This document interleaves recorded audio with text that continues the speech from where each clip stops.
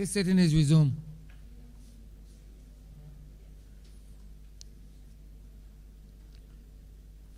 Prior to the suspension for lunch, this Honourable Chamber was in standing committee. To that we shall revert.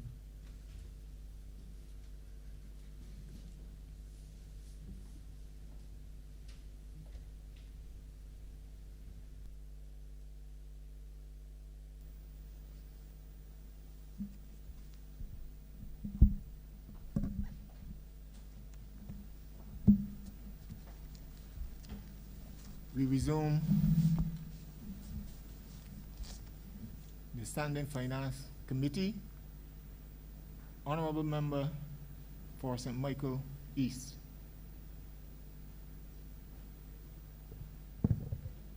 Mr. Chair, is the... Okay,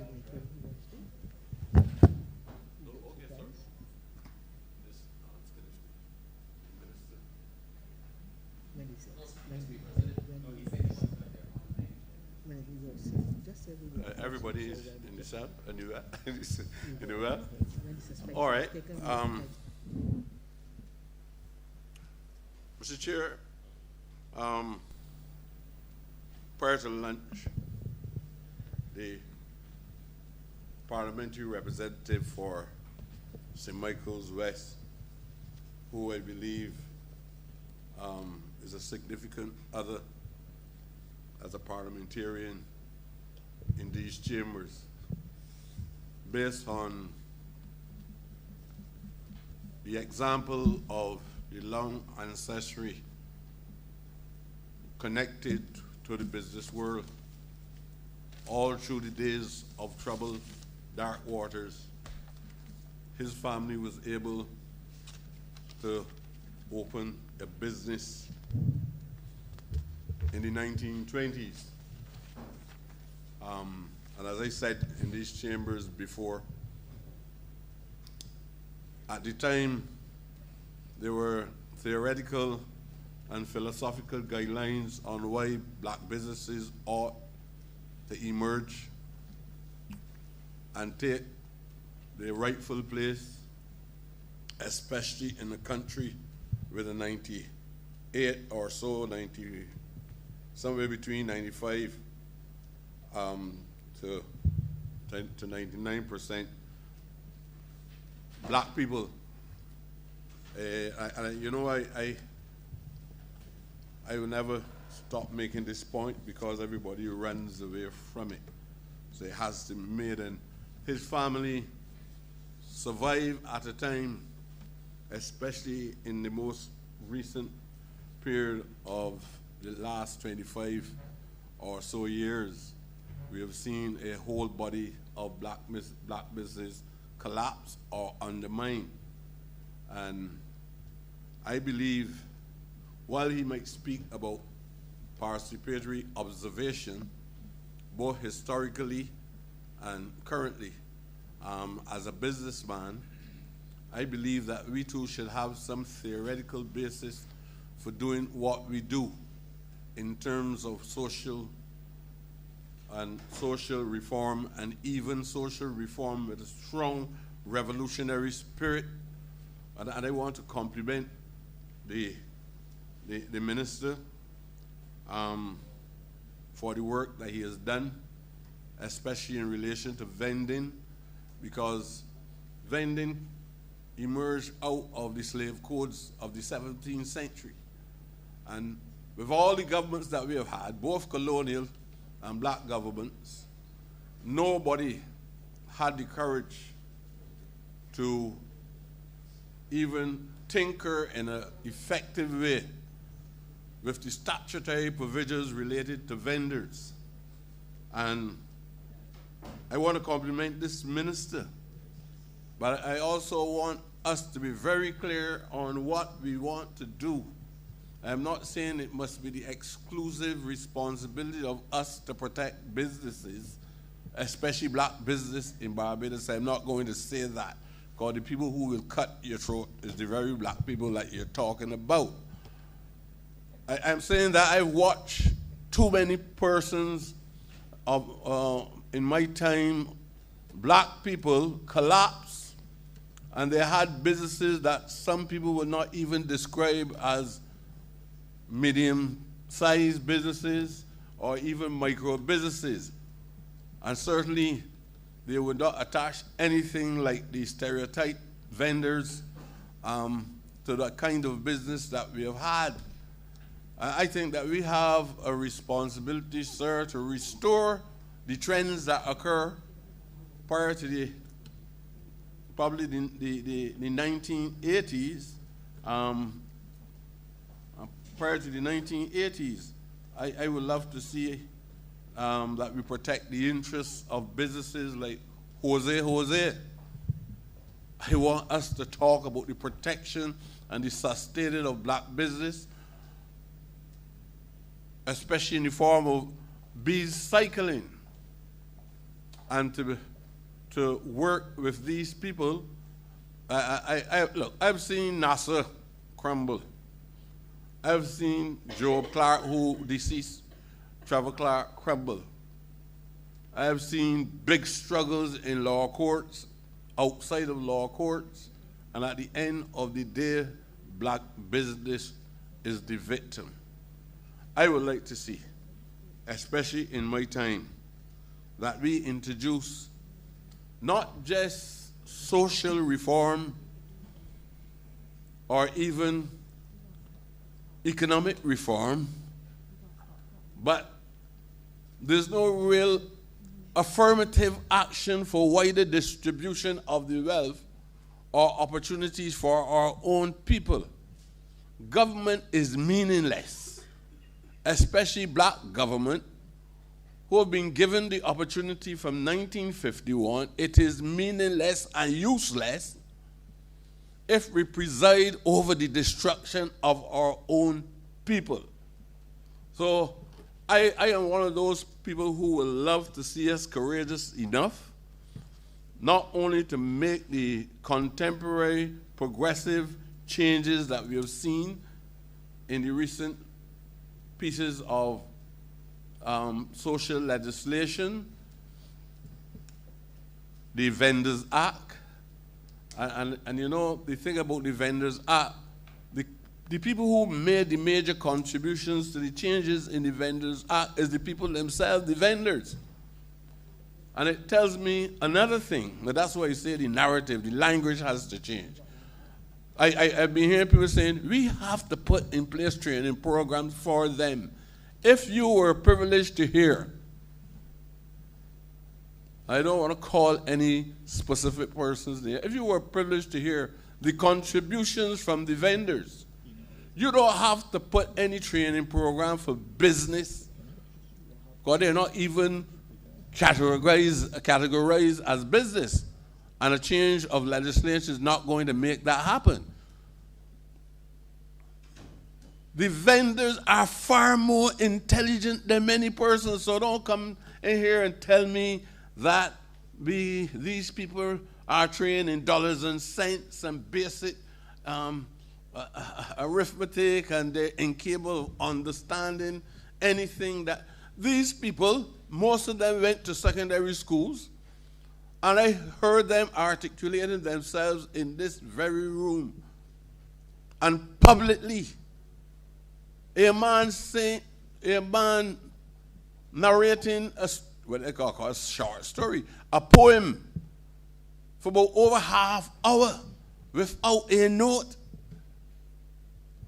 who was the president of the vendors. You can have any small business course.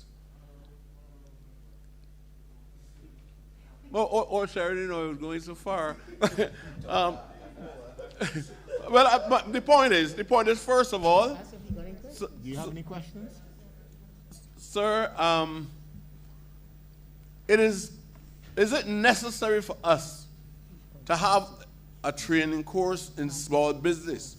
What are the areas, the tenets of that training course that you cannot, for vendors, that you cannot put in a training course for small businesses in Barbados? What it is about it that is different?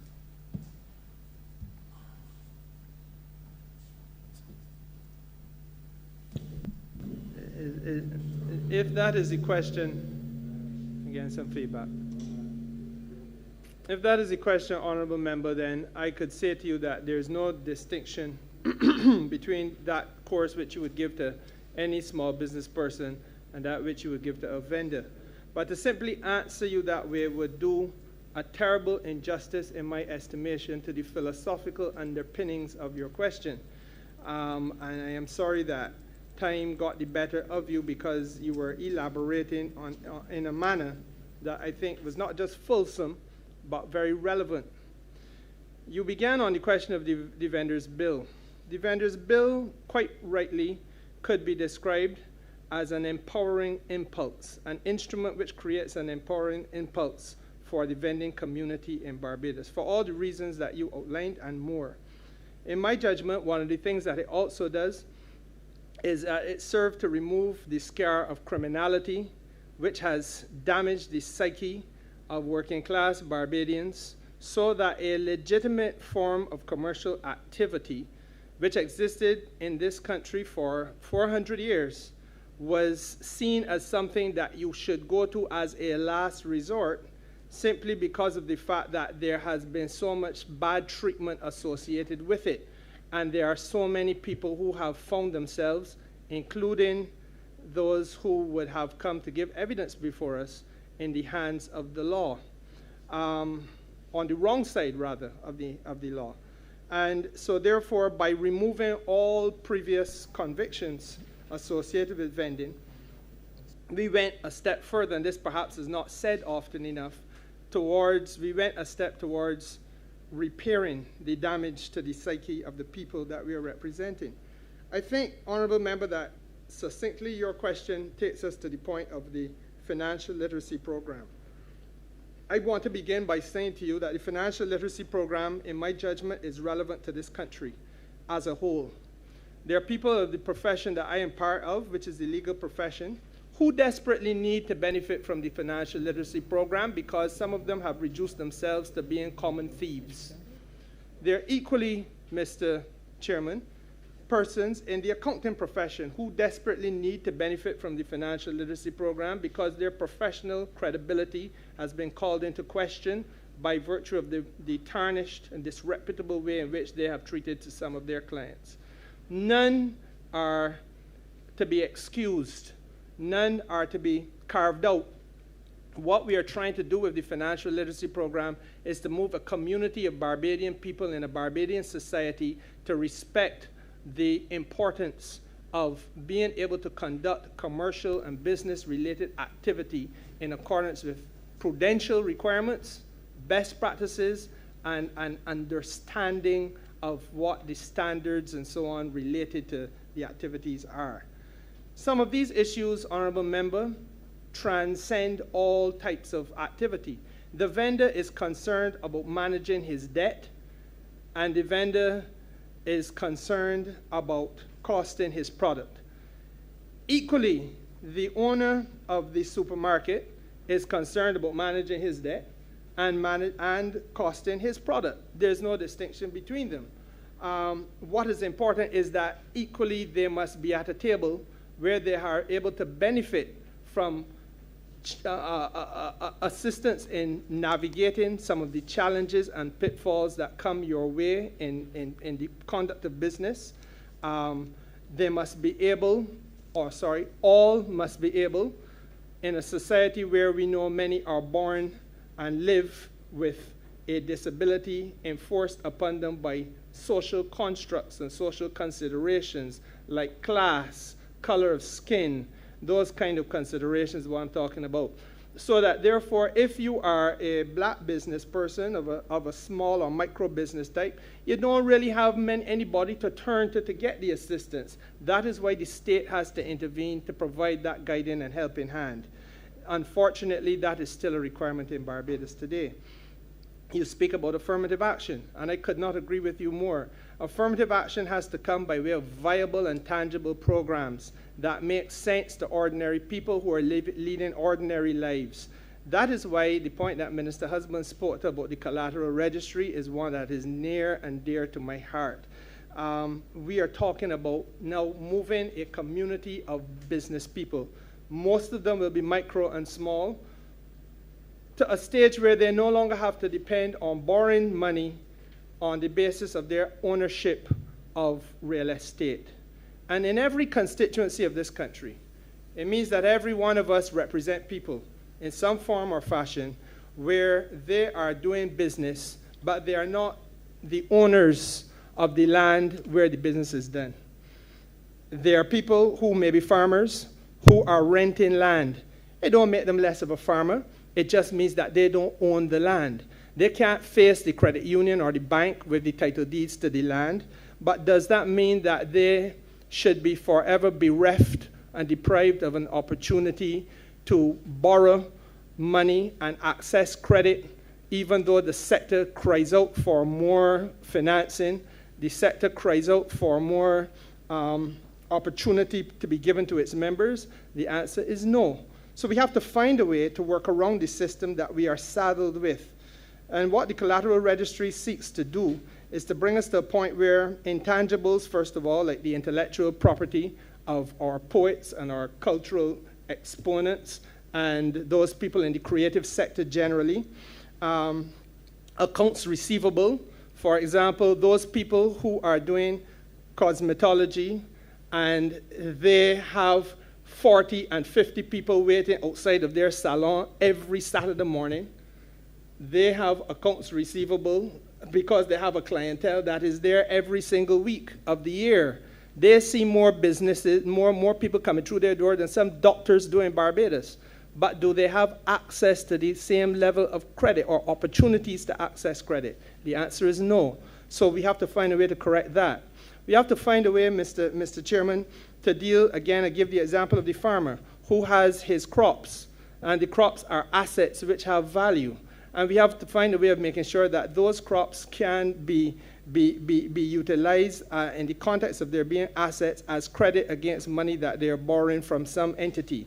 And that is the journey that we must now go on with a view to unleashing the financial and economic potential of this country, and at the same time nurturing small and micro businesses which are starved of credit in an economy which has been not only afflicted by bad management prior to this administration, but quite frankly also by a pandemic and global circumstances which are continuing to impact us, such as those I opened on with regard to the energy sector globally today. And these things are very real and they're very relevant because all of them combine to make life a little bit more difficult for our small and micro business people in particular. So that, Honourable Member, I take your point with regard to the affirmative action. I want to use the opportunity to speak, Mr. Speaker. I also take the point and ask you to talk. Yes, and in doing so, Mr. Speaker, I wanted to make sure that you have the fullest possible answer, and I wanted to go back to this question of debt, because the question of debt and equity and managing debt, I say again, is a burning and vexing issue that we are not talking about in Barbados. The supervisor of insolvency, I believe, sir, had run out of time or steam, but I genuinely feel that this is an opportunity for her to speak to the issue, because the Honourable Member's question cannot properly be answered if we do not treat to the question of our debt management strategy at the level of the ministry. Ms. Esther Springer, please take a mic. Good afternoon, colleagues. I want to apologize for this morning to my minister and to my fellow colleagues. I was, in fact, feeling a bit bashful, and as such may have done a disservice to the area.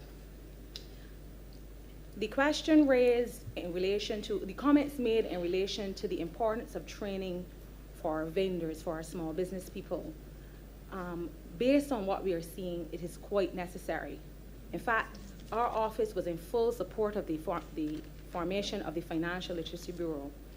As part of our mandate, we are required to document the causes of bankruptcy and insolvency and what we are seeing in our businesses. We recognize especially, and I didn't want to really refer to race, but we see an exponential increase in our black businesses coming before us. They are unaware of, as the minister spoke of, the ability to cost their products. They are unaware of their statutory obligations in relation to tax, to national insurance, the obligations in relation, if they are employers, in terms of calculating vacation pay. And these are things that have strangled the businesses from the outset. The COVID-19 pandemic, what it did is to further reveal a lot of our businesses were already skating on the edge. What we are seeing now is a situation where we recognize that our people we need to change a culture. We are not treating the area as important as it should. We have situations where when clients come to us under the Dealing with Debt program, and we try to recognize, as we go through their financial affairs and we look at cost savings, we realize that they are unaware of the charges in terms of the banks. When they look at their savings, they're seeing deductions of $4.50 per point of sale or $3 at the ATM. And they were unaware that these charges existed. We need to educate our people. The emphasis or the importance, Minister Cadell spoke of economic enfranchisement. And it struck me as, and she had queried what our ministry intended to do in terms of seeing our businesses move from small to medium to large. But we need a whole government approach. There is a fracture, we are fractured. Our taxation policies, our enforcement policies in relation to both NAS and taxation need to be adjusted to facilitate. We had a situation recently where in order to collect our taxes, the businesses were assessed for periods if they had not been registered. What ended up, we had a flood of persons coming to our office trying to determine how they were going to deal with the debt that they had to deal with. In order to get certain concessions, you need a clearance. In order to take advantage of certain benefits, you have to, even with regards to the annual filings, because our people are unaware of some of these things, because they need to be educated. And it's not just, we can't start at the level, we deal with persons who are already in a financial crisis. But these problems are systemic and need to be dealt with even at the level of our schools in terms of what we teach our children. Our people are risk averse. So when we speak of introducing topics and training on investment, we need to recognize that we need to start at the very, very beginning. Their spending habits, corporate governance in our businesses. We have business people who are highly skilled, but they're only functionally illiterate. We have clients that cannot read, write, or spell, but they own a business. So yes, training is necessary. How are we going to address these issues if we don't recognize that the area is important and that the training is needed? Ma'am, you have to wrap up your answer at this point. Thank you. What I will say is, in our effort to ensure that we have a fair and balanced personal and corporate insolvency regime, which not only promotes investor confidence, but also supports economic growth, we recognize that programs such as our soon-to-be launched Money Smart program is necessary, which is basically aimed at educating our people about the implications as they try to take advantage of financial services products. We need to educate our people, and that is necessary as we try to deal with debt. The stigma associated with debt and financial failure within this region is so great. People file for bankruptcy in the USA as a matter of course, and they move on and they have that fresh start.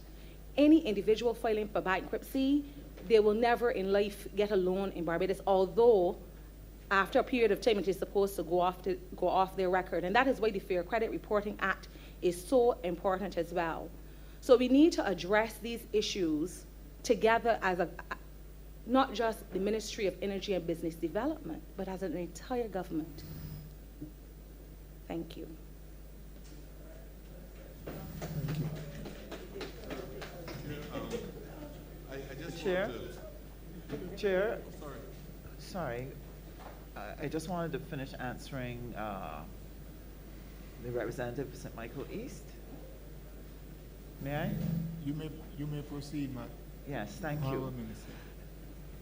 I understand the concern that he has, because this is something that has been happening in Barbados for a very long time. But I just want to give some support to what the Honourable Member for St. James Central said, and the excellent presentation that was just made by Ms. Springer.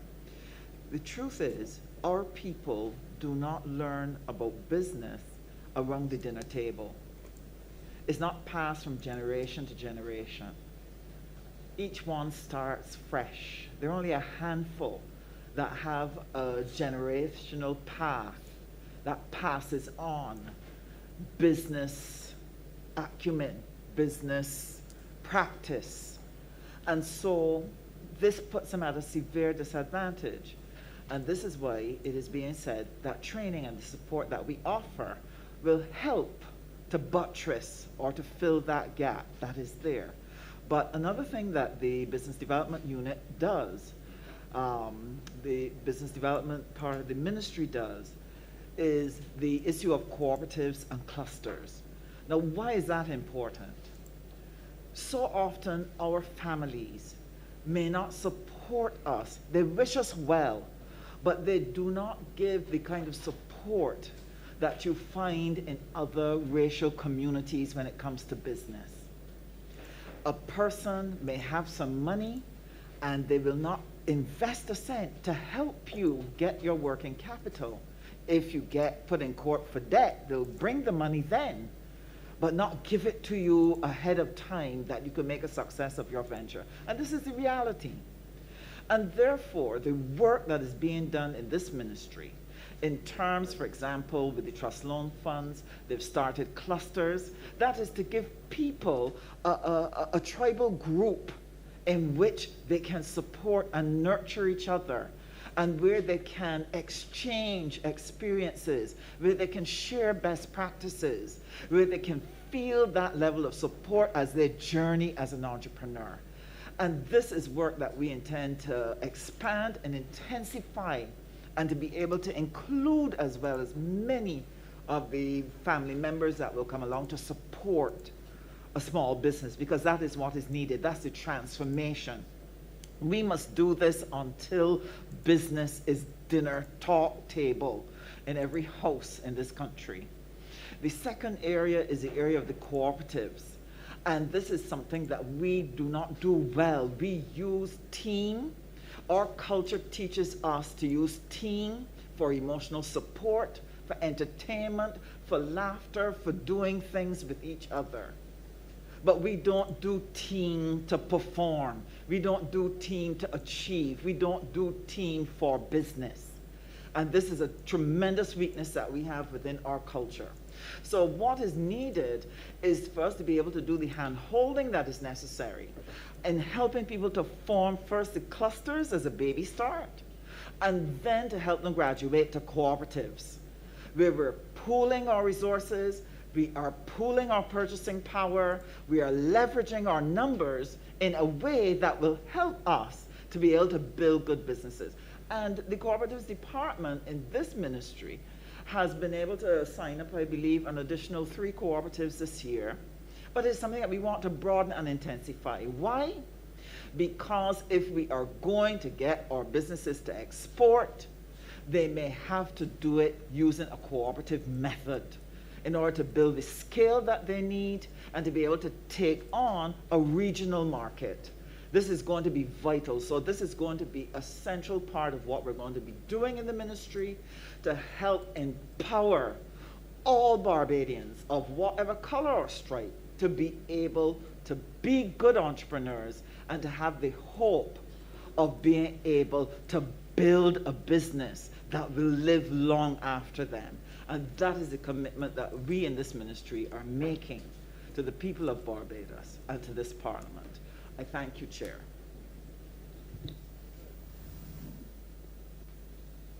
Honourable Member St. Michael East. Mr. Chairman, I just want to make it unequivocal I never suggested at any point that training is not important. All I was saying is that the course, you don't have to have a specific training course for vendors, especially since I'm hearing the word small business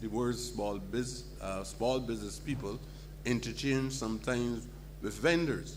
It is only when there's a psychological scar that you have that you begin to separate or compartmentalize small businesses, and you begin to talk about a special course for vendors. And I think the minister made it very clear, but I was surprised to see that he probably was not as clear as he ought to be, because some persons seem to be suggesting that I am saying there's no need for small business. The other point I want to make before I answer the question is I'm hearing about this entrepreneur. Sometimes when people talking and trying to roll poetry, I get a little confused, because the old classical economist said an entrepreneur was a man that was born. He had special qualities and he knew how to combine the factors of production. So therefore, this separated the entrepreneur from labor itself. But the fact that we're talking so much about we don't have a culture of a specific kind, we could not fit into the category of what is an entrepreneur according to the old classical economists. So that is why I say we need to have a new language, a new vision, a new narrative. When we begin to talk about these generalizations, that in some cases those generalizations are also stigmatized as well. Sir, I believe that it's all right to be trained well in these specific areas, but people train you because they want you to perpetuate the standards and the guidelines which they have given to you. So I am really asking that we begin to think on the struggles that we have been through. If you're going to talk about business people, can the government assert itself in relation to the manner in which financial institutions, banks, and other lending agencies, the same way that we have thought about having a lending agency in the form of the trust loans. I'm just saying that there can be a modification of the functions of these institutions, and sometimes government might be forced to take a lead. I know we don't have any Barbados National Bank like before, but once we had financial institutions owned by the state investing even in the colonial countries. We don't have those. You don't have the National Bank anymore, but can be a little more assertive, especially when young men and women is in need or run into some difficulty, because most of the time when a man invests a little 5,000 or 10,000 in a business, in the early days he also takes out what he considers as profit, which is no more than some cash to replace the stock. He takes it out and utilizes it, and you see the stock diminishing at a rapid rate, and then he has no money in the banking system. But can we have either the same training course, or can we make arrangements with the bank that if somebody has a long historical record of success, although they don't have capital available to us, some new forms of analysis must be applied. A man running a business for 20-something years or so runs into difficulty, and because he does not have the reserves, the capital in the banking system, or even available to him in cash in hand, he cannot access a loan although he has a successful business record. Can't we assert ourselves in the institutions, the financial institutions, and try to see if under these circumstances, and that's why I say there must be a theoretical and a philosophical basis. You have banking institutions only coming to make large profits with no great interest in the development of the country. We suffer these circumstances. I would like to see small overdraft facilities, sir. So I'm asking, can the state, I would like to see that. I would like to see an attitude Honourable member, could you and a reduction in the use of the word vendor as much as possible, or a new definition that must follow the term. If I say vendor, I can say small business, a category of small business. But I think that the statutory provisions that we have seen with the vendors, and also with the recent change with the liquor license and the whole decriminalization and decolonization process, I think it is saying that we are on a specific trajectory, as I heard the minister say, and I'm hoping that the bureaucracy will be on board with us based on the same philosophical theories. I don't know if that is a question or a worthwhile comment. I believe I detected the question that was located somewhere in the statement. I thank the Honourable Member for his passion and dedication to this issue. Honourable Member, I would say to you that the battle with the banks and their way of operating is one which I will agree has to be a whole of government approach. My immediate interface is not with the banking sector, and so I have to give way to the minister in the Ministry of Finance and to the Minister of Finance herself in terms of the direct interface with the banks. But I think that we are all on the same page when it comes to the performance of the banks in Barbados. When I speak about the collateral registry, I am speaking about a way of bypassing, in large measure, the orthodoxy that has allowed the banks to do the things they do to poor people in this country. That orthodoxy has at some stage to be confronted in Barbados, and is not being confronted just for the sake of confrontation. It is being confronted in the name and in the sake of development.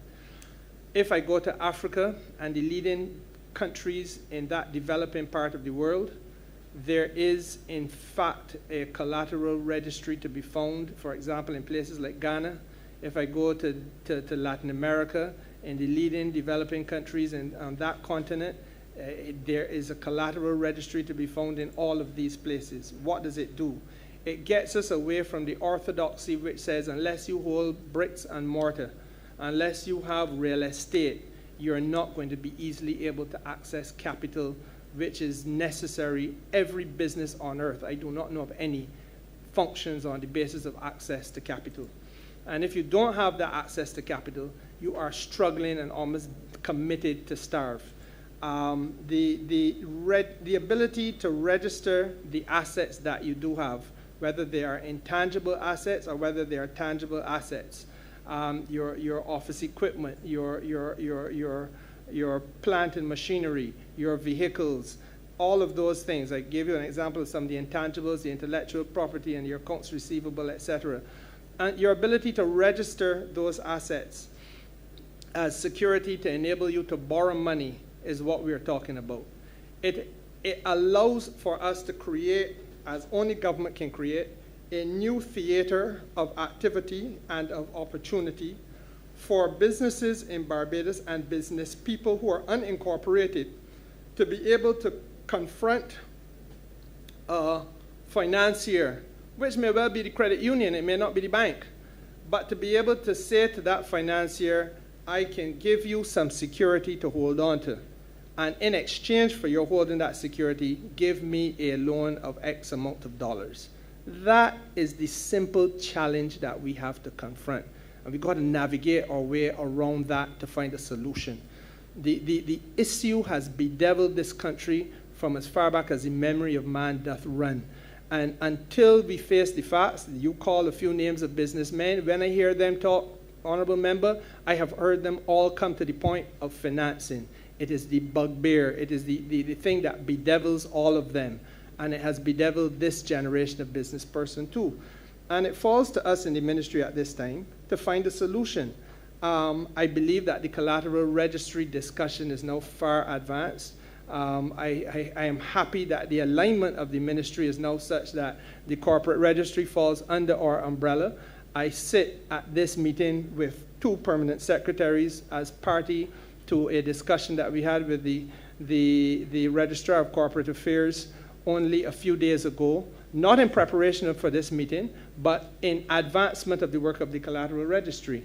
And we are, yes, there may still be a little daylight, to be absolutely frank with you. There's still a little daylight between us as to how we're going to achieve it. But what we are trying to achieve, we are on the same page.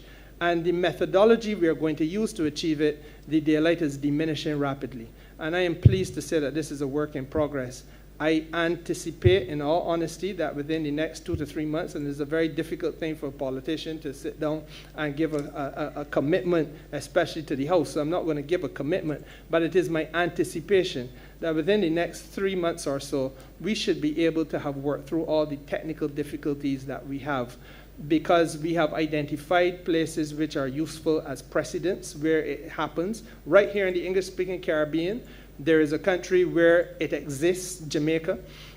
They have not perfected it, but they have started it. And my contention is that there's no reason why we cannot get it off the ground in Barbados as well.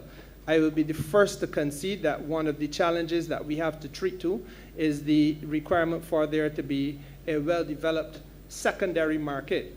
If I say, for example, go back to the farmer, once you have securitized the crops and lent the money against the crops, if the worst came to the worst and you were not able to deliver the kind of repayment that you should be able to make, then if you're not honoring that repayment schedule, I should be in a position to dispose of or reassign the ownership of those crops to somebody else. That has to be done within the context of a secondary market, which we can create. It is not beyond us. And where I am happy to be is at a point where all of my technical officials understand that this is not beyond us. We do these things. Crops are transferred every day in Barbados. Cars are transferred every day in Barbados. Assets are moved between parties privately every day in Barbados. What we have not done is to put it within the context of saying we're going to do this and treat to it to help small and micro and medium-sized business people, specifically because of the fact that the banks are not flexible enough and are too risk-averse to help those same people. Honourable, That is what we have not been able to do, but that is what we must do. Thank you, Mr. Chairman.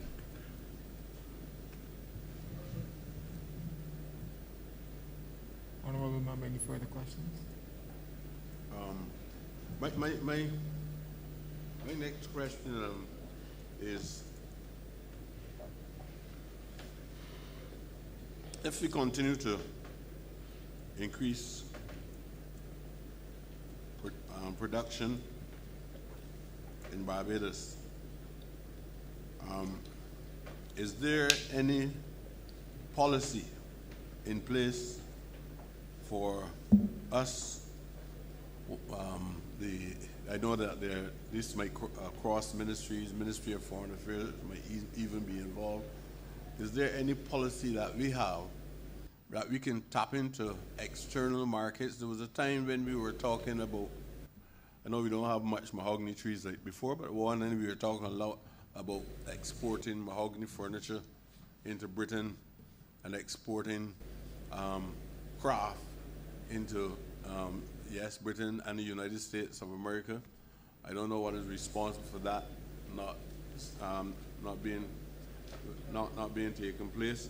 But I also know, sir, that if you go to Latin America, or you even go to, in fact, Canada, UK, or those are the three, or UK or USA markets, you will go into a supermarket and you will see West Indian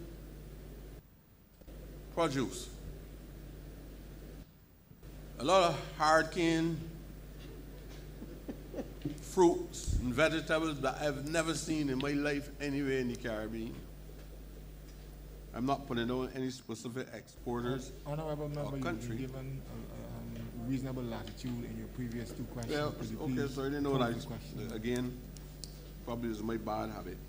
I want to know what are the ambassadors doing in these markets overseas to help open up economic opportunities for our businessmen in Barbados, so that we don't always have to rely on the small demand from the Barbadian economic the market or business market, because as I was just trying to paint a picture earlier, I want to know what are the agencies that are helping us to be able to get an opportunity like United States, like Canada, like all the metropolitan countries. They seek opportunities, turn all other markets into consumer markets. Where are our consumer markets that we can export items to, and what are the agencies that are responsible for opening up opportunities in the external markets? Thank you, Chair. I'll respond to the Honourable Member for St. Michael East. There was a time when the Barbados government was in the fortunate position of having sufficient funds to be able to strategically place BIDC personnel in our high commissions and embassies around the world to focus specifically on the marketing of Barbadian goods and services in their various jurisdictions. When we went through the financial crisis of 2008 and beyond, it led to a reduction of those personnel from out of those markets. What we've been doing in the Ministry of Foreign Affairs and Foreign Trade, last year, we started focusing on the creation of a commercial diplomacy network. And the aim here was first to take all of our missions and train them in commercial diplomacy, so that it goes beyond one person in a mission, that you would have at least 2 or 3 persons who could work together on the effective promotion of goods and services from Barbados. Then what we wanted to be able to establish then was to have the Ministry of Industry, through its unit BIDC Export Barbados, to look and identify what are those key or critical goods, what are those critical services that Barbados could focus its financial resources and technical resources on that provide the very best opportunity for us to build up export. And so Export Barbados has been working assiduously on it, and you'll hear from the minister who has responsibility for it share with you in more detail about what they're going to be doing.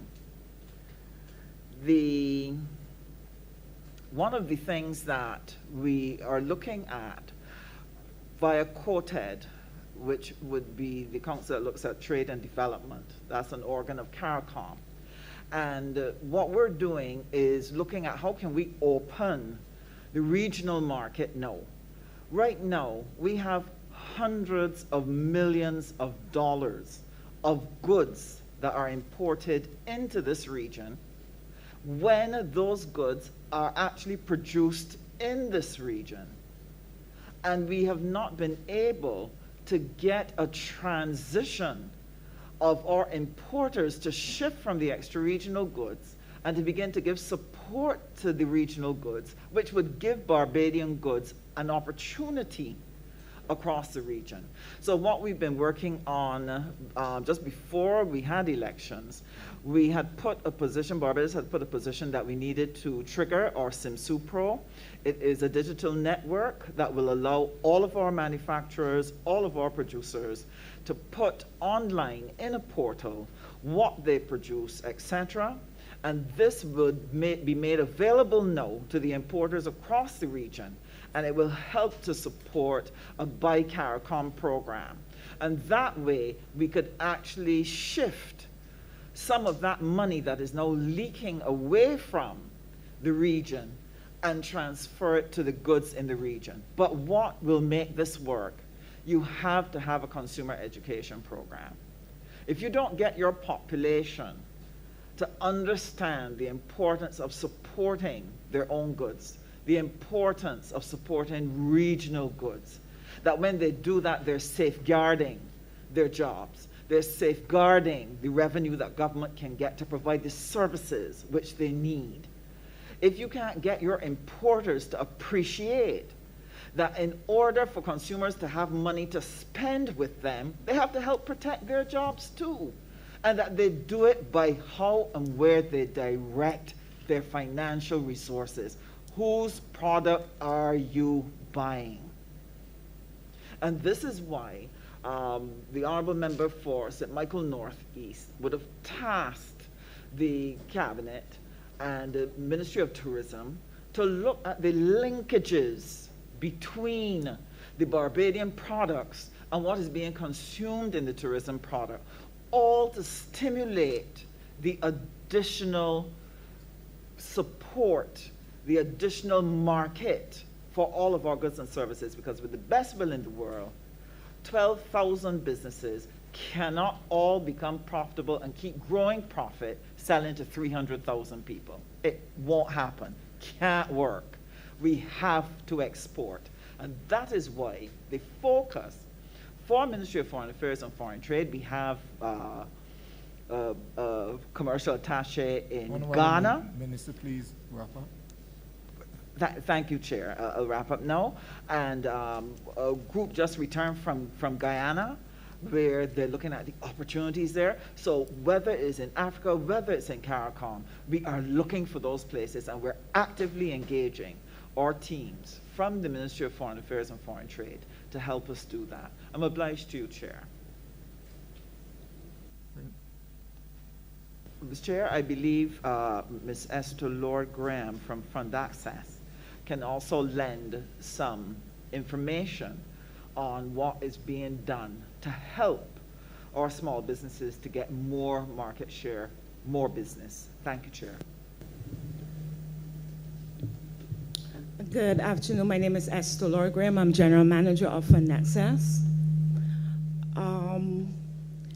At Fund Access, we have some clients that are engaged in the export market. This is mostly along the lines of condiments and vegetables in terms of the breadfruit that is being exported right now. One of the major problems with exporting One of the major problems with small businesses exporting is the quantum that some persons require. For instance, if you want to export to London, to a Tesco, you have to be able to fill all the brands, all the locations of that Tesco supermarket. If you're going to export to Marks and Spencer's, you have to do the same thing.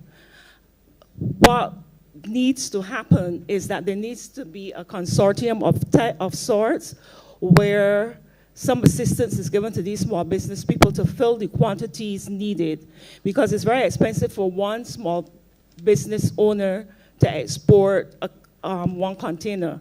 What our clients are doing is actually exporting by the crates or the boxes, but all of their clients that they have in Canada and England will require more.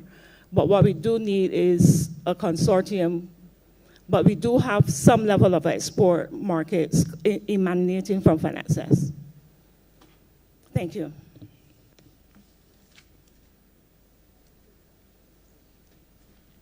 Thank you, Honourable Member for St. John.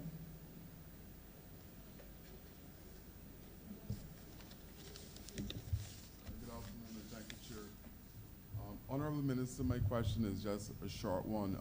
Earlier in your presentation, and one of your officers would have mentioned training and business development. I want to know exactly the process in order to get involved in the training, and if this is something that can be done at community level. And I'm thinking in particular of St. John in terms of satellite areas for training.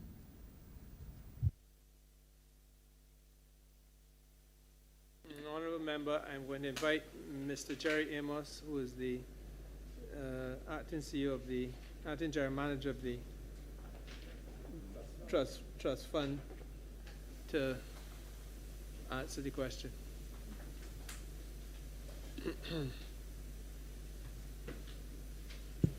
Minister. Jerry Amos, General Manager of the Barbados Trust Fund Limited. Minister, as I alluded to earlier in my presentation, the Bars Trust Fund Limited have moved their training community base. It's just as a result of the COVID environment last year that we actually halted those training programs, and we intend as soon as next month to get back into the communities again. And as you had signaled for St. John, we will try to make St. John a priority. Our first stop, however, is St. James, which will start next month, and we will look at starting St. John as soon as possible. Thank you, much appreciated. I think the honourable member knows that I have some sentiment for the parish, so I will do my best to make sure I look after his interests.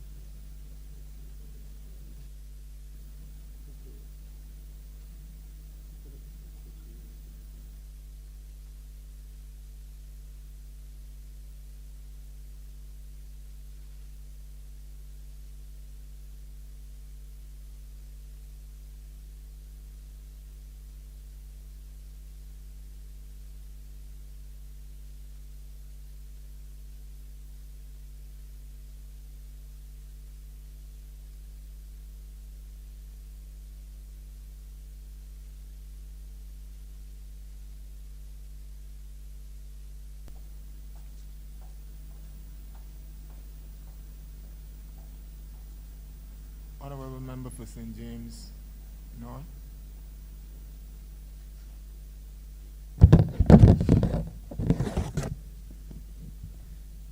I thank you, Mr. Chairman, and of course this is, other than laying private members' resolution on Tuesday, this is the first time I have entered debate since this session of Parliament started, and I, of course, in this forum and on the record of Parliament, wish to thank the constituents of St. James North, my beloved constituents, for allowing me the opportunity to represent them for the third time in these chambers. First, wish to continue, with your indulgence, Mr. Chairman, the trend of the debate that has been going on. The Honourable Member for St. James Central raised it, and the Honourable Member for St. Michael South Central, and of course Honourable Member for St. Michael East, who of course is Chairman as well of the Reparations Commission, a Special Envoy to the Prime Minister in that regard. But Minister, Honourable Member for St. James Central, of course, you lead an extremely critical ministry in terms of your mandate for business development, for the transformation of this country, in terms of the economy, in terms of business, and in terms of society.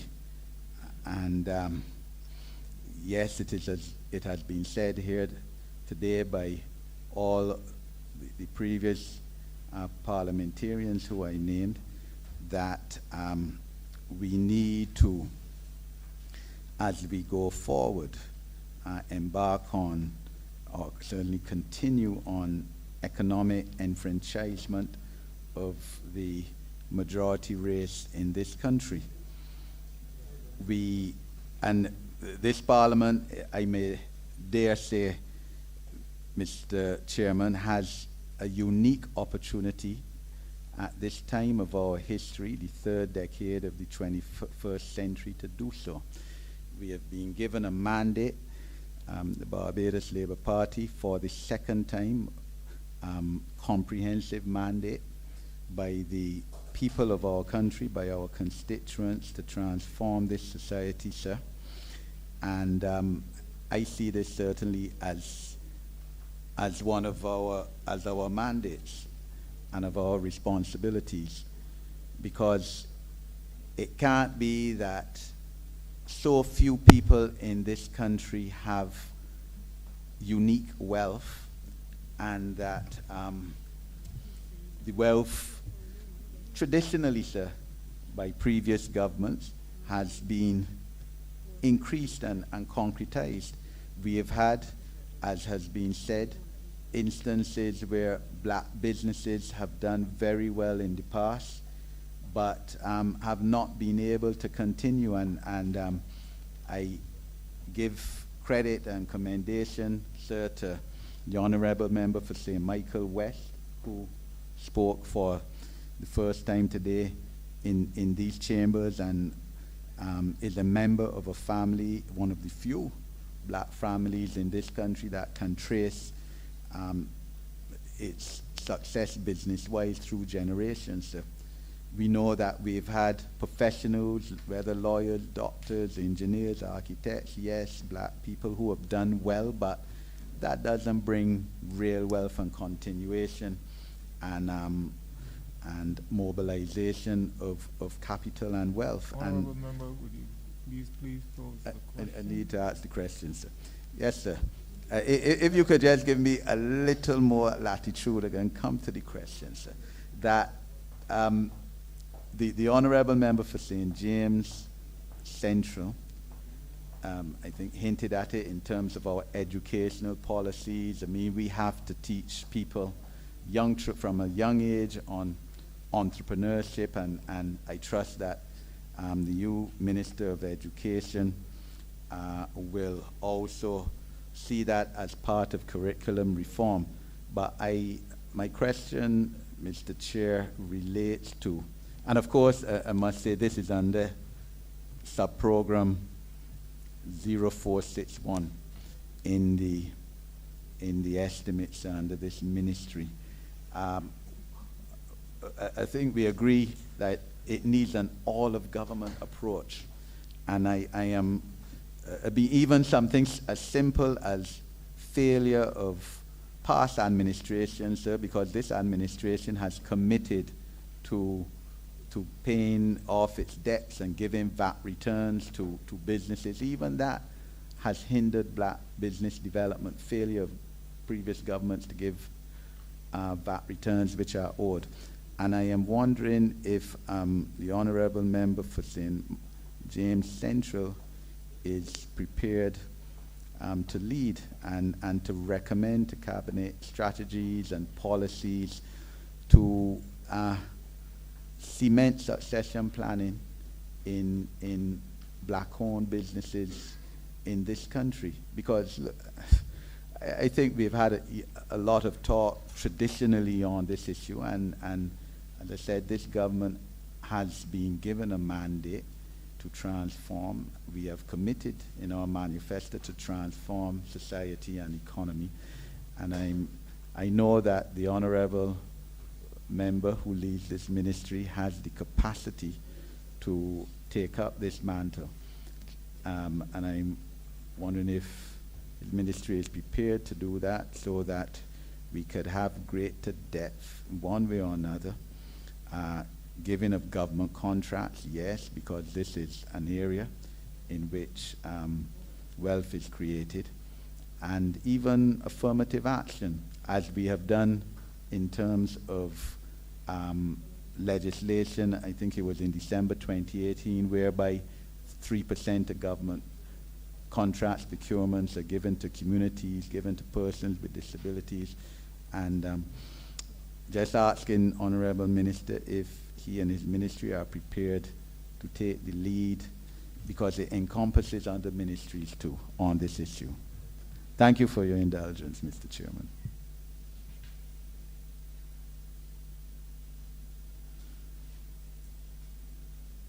Thank you for the question, Honourable Member. Honourable Member, you had me at a little bit of a disadvantage because your question was, it took a long time to come, and it was almost unwieldy, but you touched a number of important points, and in structuring an initial comment, I would want to just follow the thinking. The liquor licenses and vendors bill, in my judgment, were opportunities for us to speak to the legislative effort that this government could make at that time and has in fact now made with regard to correcting, in the case of liquor licenses regime, decades, and in the case of the vendors regime, as we just heard, hundreds of years of inequity in the system, which have worked to the detriment of ordinary small business people in particular.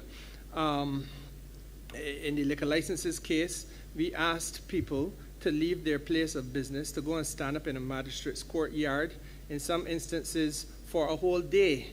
When I was first given the file to peruse on this particular matter, it came to my understanding that there were instances where 90 or 100 cases were supposed to be heard in the magistrate's court, but only 30 or 40 would have been heard. And after an entire day, those extra 70 or 60 people were just sent on their way to come back again. And in each case, those are business people who have been taken away from their business and asked to endure that type of indignity, now being corrected. Administratively, obviously, I am privileged to be at the head of a ministry that is creating almost revolutionary opportunities where they did not exist when you were at school, nor when I, who was a little bit younger than you, were at school, so that there's training now in new skills, and new businesses are opening with respect to renewable energy and all of the services associated therewith. More directly to the question that you asked in terms of affirmative action, we created a cooperative movement. I think the Honourable Member for St. George South would have been the minister at the time that the work was done. I was the minister at the time that it was carried over the line, and the Builders and Artisans Cooperative, that is not the correct name, but that is what they do. That was created, and part of my position has been, and will continue to be, against all opposition, that the affirmative action approach should be taken, and that where there is work in the construction sector that government can provide, then let us let that cooperative be at the table, because that is really what we are here for. And it makes no sense, in my judgment, creating a cooperative body of that nature, bringing artisans and contractors and builders together, and not for us to take the next logical step, which is to do everything we can to empower them so that they can be the people who move the earth to please of tomorrow, for want of a better way of putting it. But more specifically, I think that what you are also speaking about falls directly within the context of the financial literacy program, because we begin in secondary schools, primary schools. Hopefully by September, we will be party to the curriculum reform, which must take place. The dialogue is already begun between the two ministries, but we want to be able to make sure that our young people are introduced at an early stage to what financial literacy is about. But as you go through this process, you understand that there are two key themes that touch your concern, sir.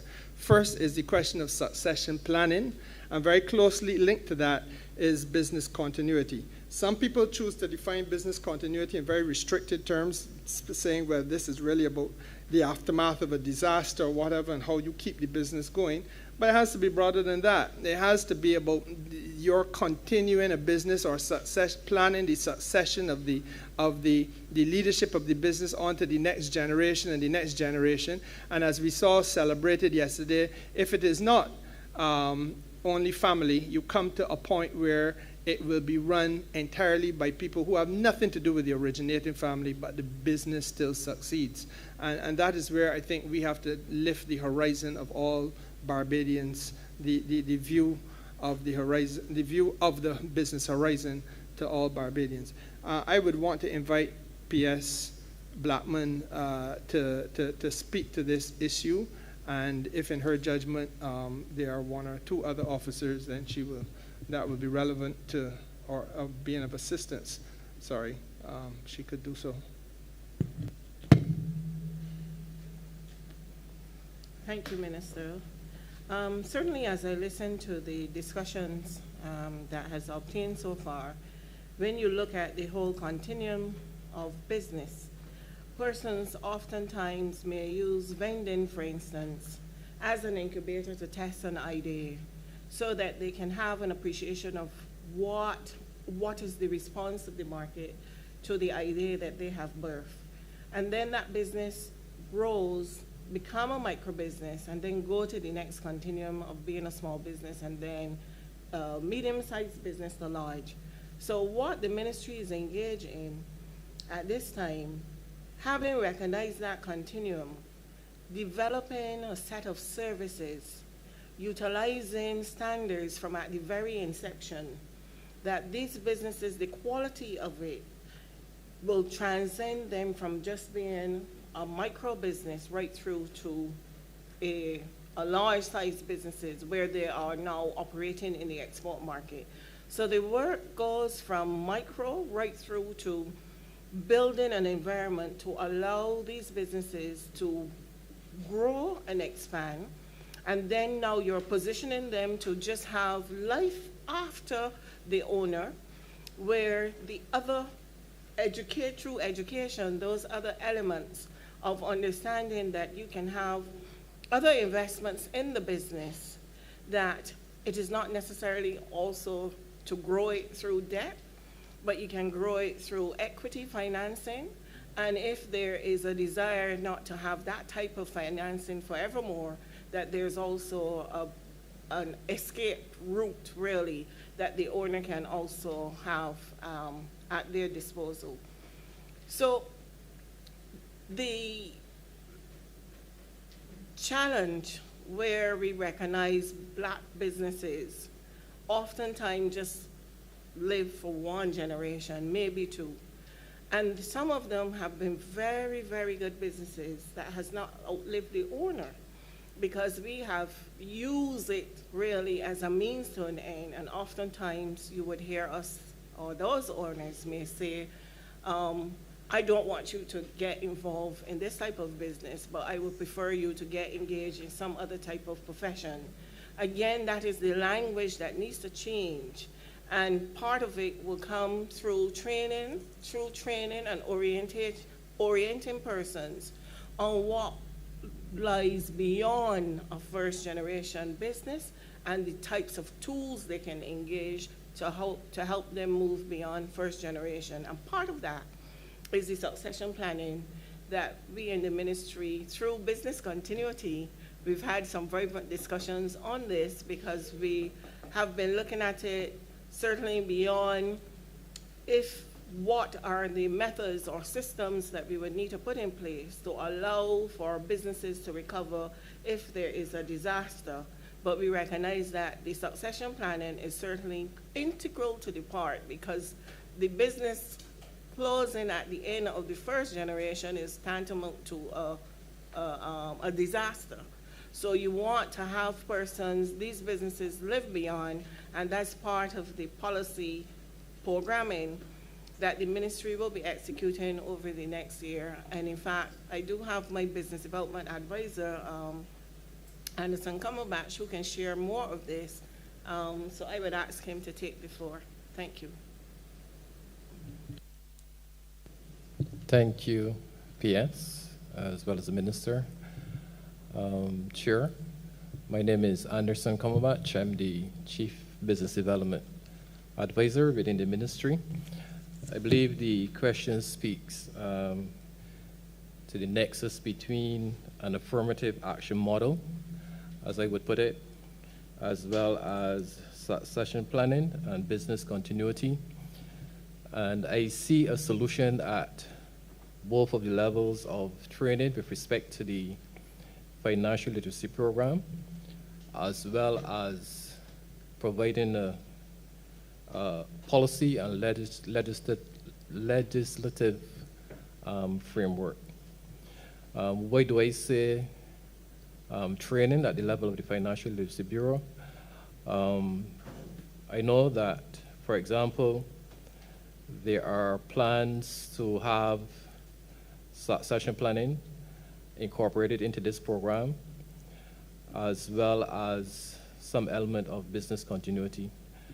The statistics show that there are just under 4,000 persons who would have been impacted as relates to training under the Financial Literacy Bureau.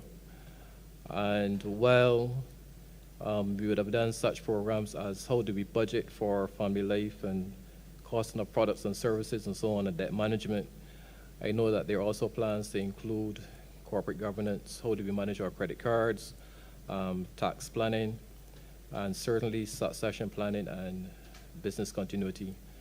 As the PS would have indicated, we would have had some robust discussions as it relates to business continuity. It is my view that we need to address the issue of the next set of next generation businesses, both at the level of business continuity. There's that thought that business continuity is only about how do we mitigate the effects of natural disasters, but it's also as it relates to how do we deal with facilitating those next generation businesses. So this is one of the initiatives that we're going to look at going forward. But the issue can also be addressed at the level of the legislation.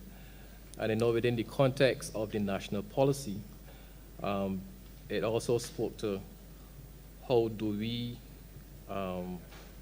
address such issues as allowing our businesses to go from, for example, from micro to small to medium, and the graduation process. And I just want to use that as an example, the recommendation for what we consider to be a micro business. A micro business, according to what is being recommended, would be one where the employees are just less than 5, the annual sales less than 500,000, and the investment less than 100,000. Well, for small businesses, there are less than 30 employees, annual sales of less than 3 million, and investment less than 1 million. And then medium enterprises, less than 100 employees, the annual sales less than 8 million, and the investments less than 3 million. So we are trying to develop a number of strategies so that businesses can graduate from micro to small to medium, and along the business life cycle to provide a number of interventions, relevant interventions, so that the whole notion of small businesses, we don't want to classify them in terms of race and so on, because to my mind, whether you are a black business or otherwise, you have some inherent challenges. I know that there are other challenges that may occur, but within the context of planning for businesses, we need to address them within a particular context where we want to provide those interventions along the business life cycle. So therefore, within the legislation that we're looking at, we are amending the current policy. There are some initiatives that we want to put in place there. Sir, and this is going to inform. I will ask you to wrap up your response. Okay, this is going to inform the legislation. So in answer to that question, I think it can be addressed at the level of training and certainly at the level of policy and legislative interventions. I want to thank you.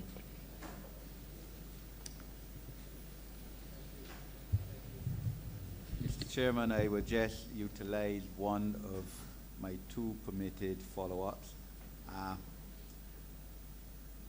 Firstly, on the issue of... Honourable Member, before you proceed, we are a bit pressed for time, so I would ask you to get as quickly as possible to the question so that we can proceed. We have 3 other honourable members who will make a contribution. Thank you. Yes, Mr. Speaker. Mr. Chairman, like I said, I would only utilize one.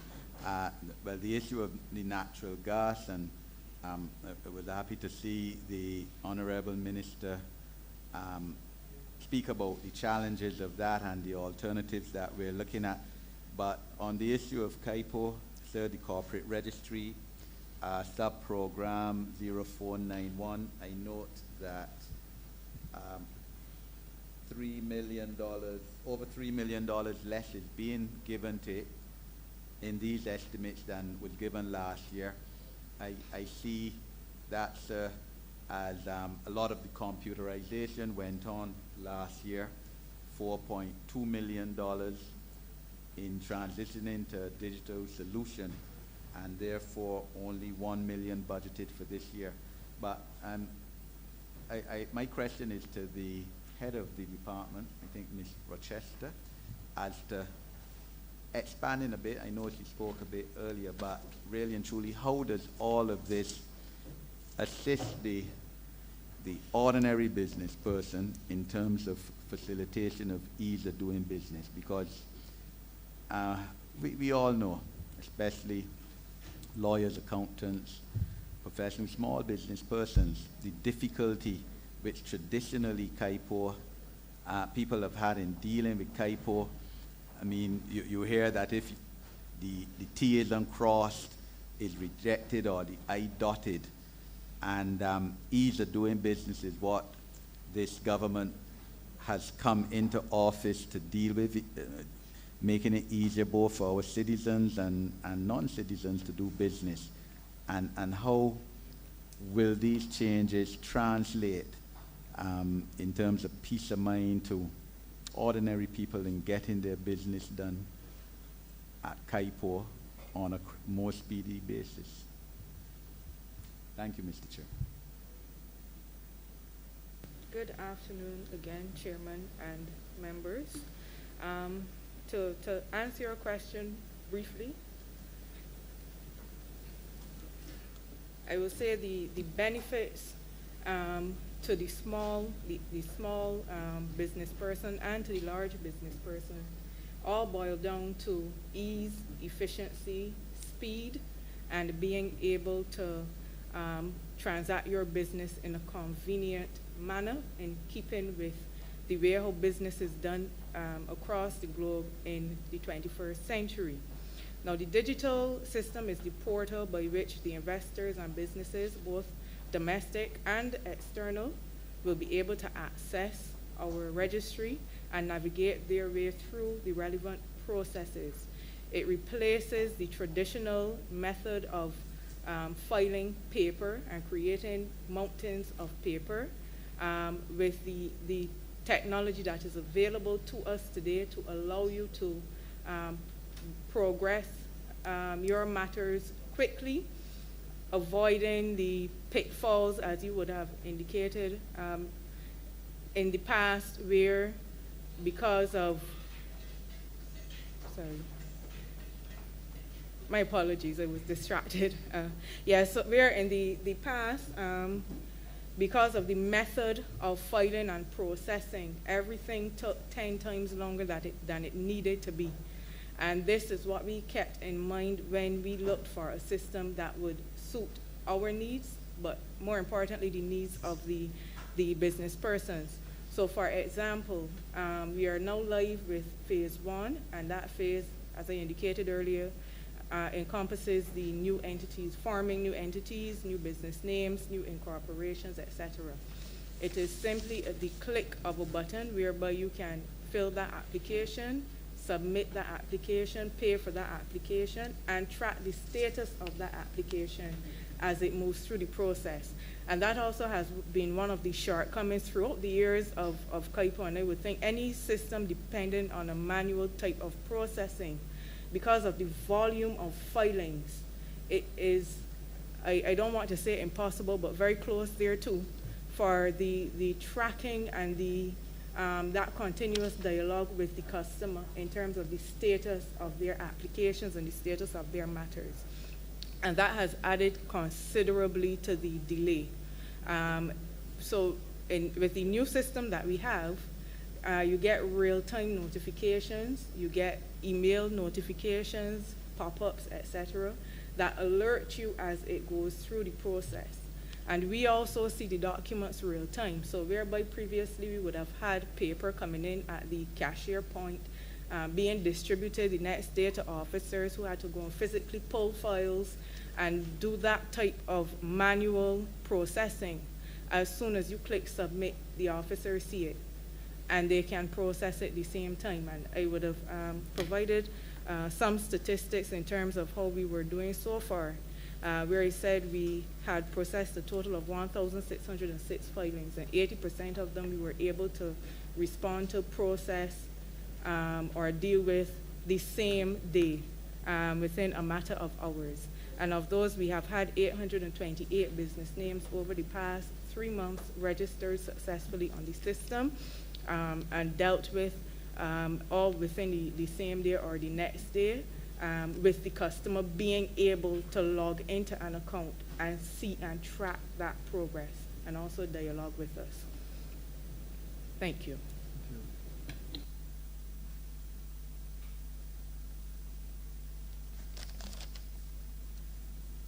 Thank you, Honourable Member for St. George South. Thank you, Mr. Chairman. First, let me begin. I know time is of essence, so I won't be too long in my preamble. But first, let me begin by congratulating the members of the Ministry of Energy and Business Development for the sterling work they continue to do in this country in those two key sectors, business development and energy. And I also want to congratulate the minister. The minister has been a stellar performer, between 2018 and present. And I cut my teeth in that Ministry of Small Business, and I want to say that the officers in there, they continue to perform. But I move into the question, and while I move into the question, I recognize comments coming from Director of Insolvency Supervisor, Miss Springer, and also comments coming from the head of the Trust Loan Unit, and you know how I feel about that unit. But within the estimates, I looked on the business development sub-program 0461, and I saw on the professional services 226 that you're allocating fees to an advisor for the Financial Literacy Bureau. And we spent a lot of time, I would say, in patches this afternoon mentioning the Financial Literacy Bureau. But my question to you, Minister, and to your team, what is the master plan and the rollout plan for the Financial Literacy Bureau? I have not heard a master plan or a rollout plan, and I would premise the question on saying that it has to be community-based, and I did recognize the comments from the supervisor of insolvency and the head of the general manager of the Trust Loan Unit. But I would like to hear about the master plan for the Financial Literacy Bureau that is so needed in this country, having heard those comments. And the comments were noted, and they were very good comments from both managers this afternoon. So over to you, Minister, and thank you again for the good work that you're doing on behalf of this government. Thank you, Honourable Member, and in the interest of coming straight to the root of the matter, I will ask P.S. Blackman to outline for you what you describe as the master plan. Thank you, Minister. The Financial Literacy Bureau is doing sterling work in terms of educating entrepreneurs and would-be entrepreneurs on many elements of doing business. The ministry recognizes there is such a demand for that type of assistance, that type of education, that we have sat in a few planning meetings to look at how we can restructure this to broaden even the reach. The type of subjects also matter to be discussed and presented through there. We recognize that the work in the ministry has a direct opportunity for some of the areas of contention, those areas that are of much concern, can be addressed through that infrastructure.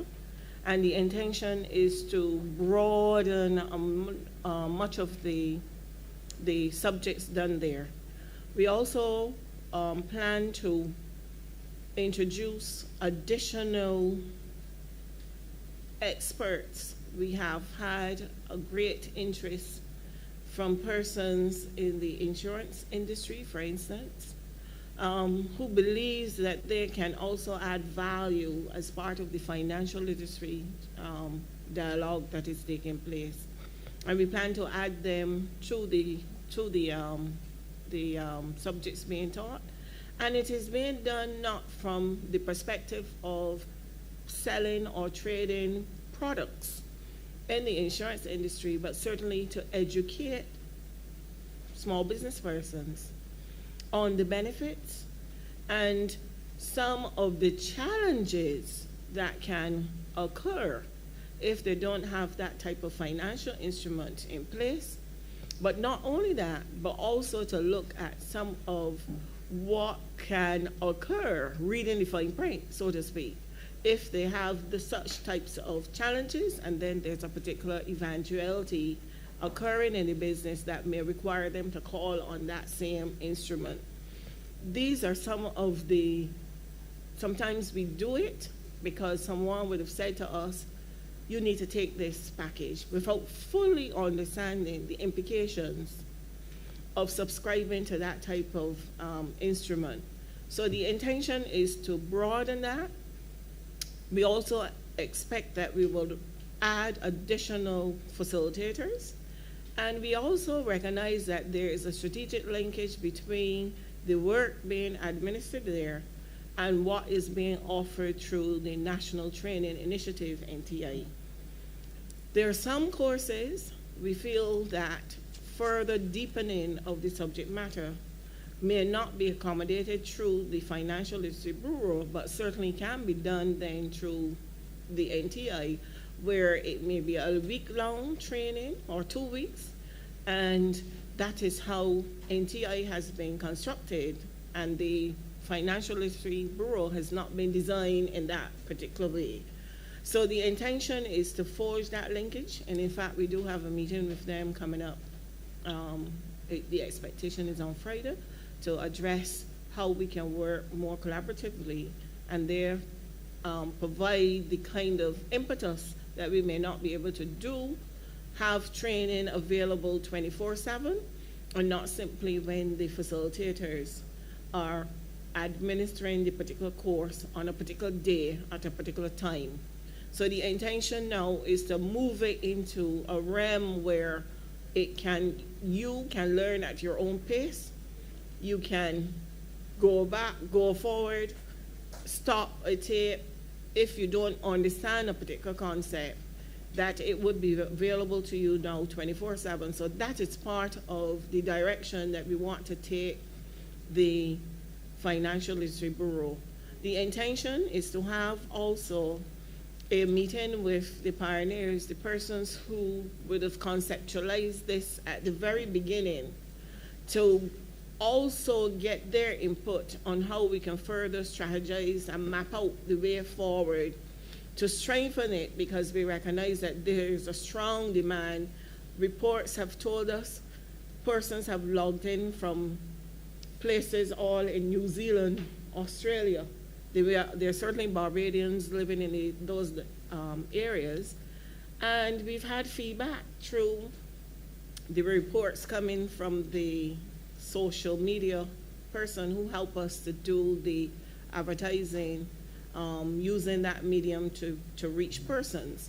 And there is a strong interest, and we want to tap into that market too. There are persons who can bring further value to what is being shared, who have strengths and expertise in these areas, in different areas that will be of interest to what our Barbadian entrepreneurs and small business persons can take to help strengthen and grow their businesses. So these are some of the plans that we have in train, and those will be fleshed out as we, over the next month, 2 months, as we start the new financial year. Thank you. Have a follow-up question? You have a follow-up question, Honourable? Mr. Chair, based on time, I'm going to allow, but just to say, just a comment that we need to utilize community centers more. I thought that the Minister of Youth was going there, but he said St. John. don't have any difficulty. We all will put a plug for all of our constituencies. But I would like to see the utilization of community centers across the length and breadth of this country as we seek to roll out this plan. I will give way to my other colleagues who, based on time. If I could just briefly make one observation on that point, Chair. There's no difficulty at all in my mind with the suggestion that we use the community centers. The truth of the matter is, when this program was first conceptualized, that is what we were doing. And indeed, the honorable member's constituency had been earmarked for a couple of early ones. So keen are this staff on the relationship that they enjoyed with the honorable member when he was their minister. But then COVID happened upon us, and the reality is that for practical reasons, we wanted to keep the program alive, but could not do the in-person training. And that's when we shifted it to an online platform. And as PS quite rightly points out, we have impacted 4,000 people via their accessing the online training, and I think it is 1,300 in person, something like that. So that there has obviously been a significant buy-in to the online way of delivering it, but it is worth us looking at to see now that we are about to enter, or what I hope we are doing is entering a post-COVID environment, whether we can have a blend of the two. But certainly for ease of access, the online platform is the preferable and obviously the more economically feasible method of adopting the process of teaching. What will obviously have to happen in person is when we get to the schools. It is a conversation I need to have with this new Minister of Education, but certainly the thinking is that we will benefit from some tweaks to the curriculum so as to facilitate in primary and secondary school, which would obviously be an online exercise, at least for the most part, I think.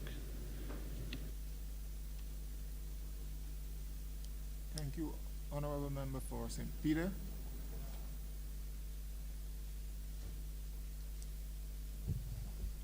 Thank you very much, Chair, Mr. Chair. A comment and then a question prefaced on my view that representatives and indeed the public service has an overriding responsibility to those who are vulnerable and who need the hand holding, the hand up, or whatever it is that would be required to assist, because they may not be in a position to assist themselves. My question has to do with consumer affairs under subhead 480, I think it is. But the comment I want to make before that also speaks to what I consider vulnerability. And I'm reflecting on a comment I heard in a submission from an officer earlier in relation to the idea of maybe not identifying specifically black businesses. And I would want to suggest that while we don't want to discriminate unduly, there is a need to recognize that there are peculiar circumstances surrounding the development of specific groups in any society, and Barbados as a society that has come out of maybe the most brutal form of chattel slavery. There is a need to take into consideration, and I would probably repeat it to say there is a need to take into serious consideration the fact that black businesses have not evolved in the same way as businesses from other people types. And so while it may be convenient and it may feel non-discriminatory to say, well, we're dealing with businesses, all small businesses, it is necessary for there to be some kind of underlying philosophy, something that understands the historical development of a group. that ought to guide the policy making that is intended to lift that group and take it to another plane, a higher plane. But the question, in that same vein of vulnerability, a pretty simple question is just to ask, under subhead 480, what is the ministry's plan in relation to consumer protection? We've heard a lot about inflationary pressures. Minister, early on you spoke to the geopolitical developments in the far northern Europe, well, yeah, the Russian and Ukrainian situation. The question is, what is it, given what is already happening and what is on the horizon, that the ministry is doing under this head? In other words, when a person from Spitestone or Boscobel or Black Bess asks me, why are we voting money for consumer protection? What is it that they're doing? What is the response that you can give to me that I can share with them?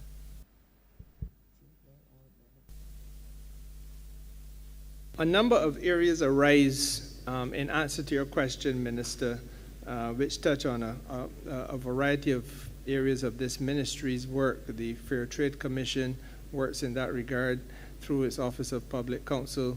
The Supervisor of Insolvency obviously has indicated the work that she's doing. The Director of Commerce, I believe, has already hinted at some of the things he has done. We will speak more fully, but let me just say that at the outset, I want to make it very clear, based on your preliminary statement, that while you may have heard a reticence or a reluctance to articulate the assistance which we offer in the terms of racial phenotype from the person who was speaking at the time, there is in the mind of the senior minister only pellucid clarity on this matter.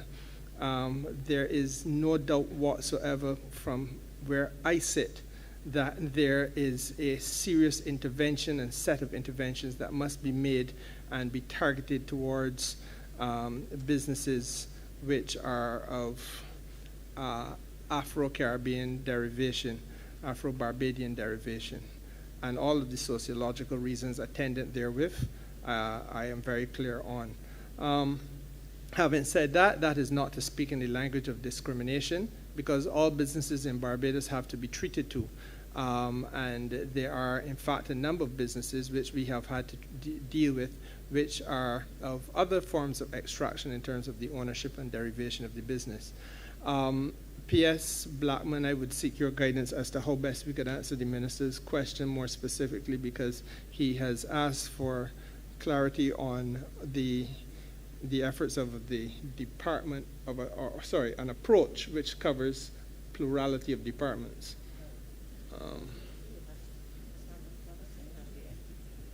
Okay, perhaps we could have the Department of Commerce first, and then the FTC secondly.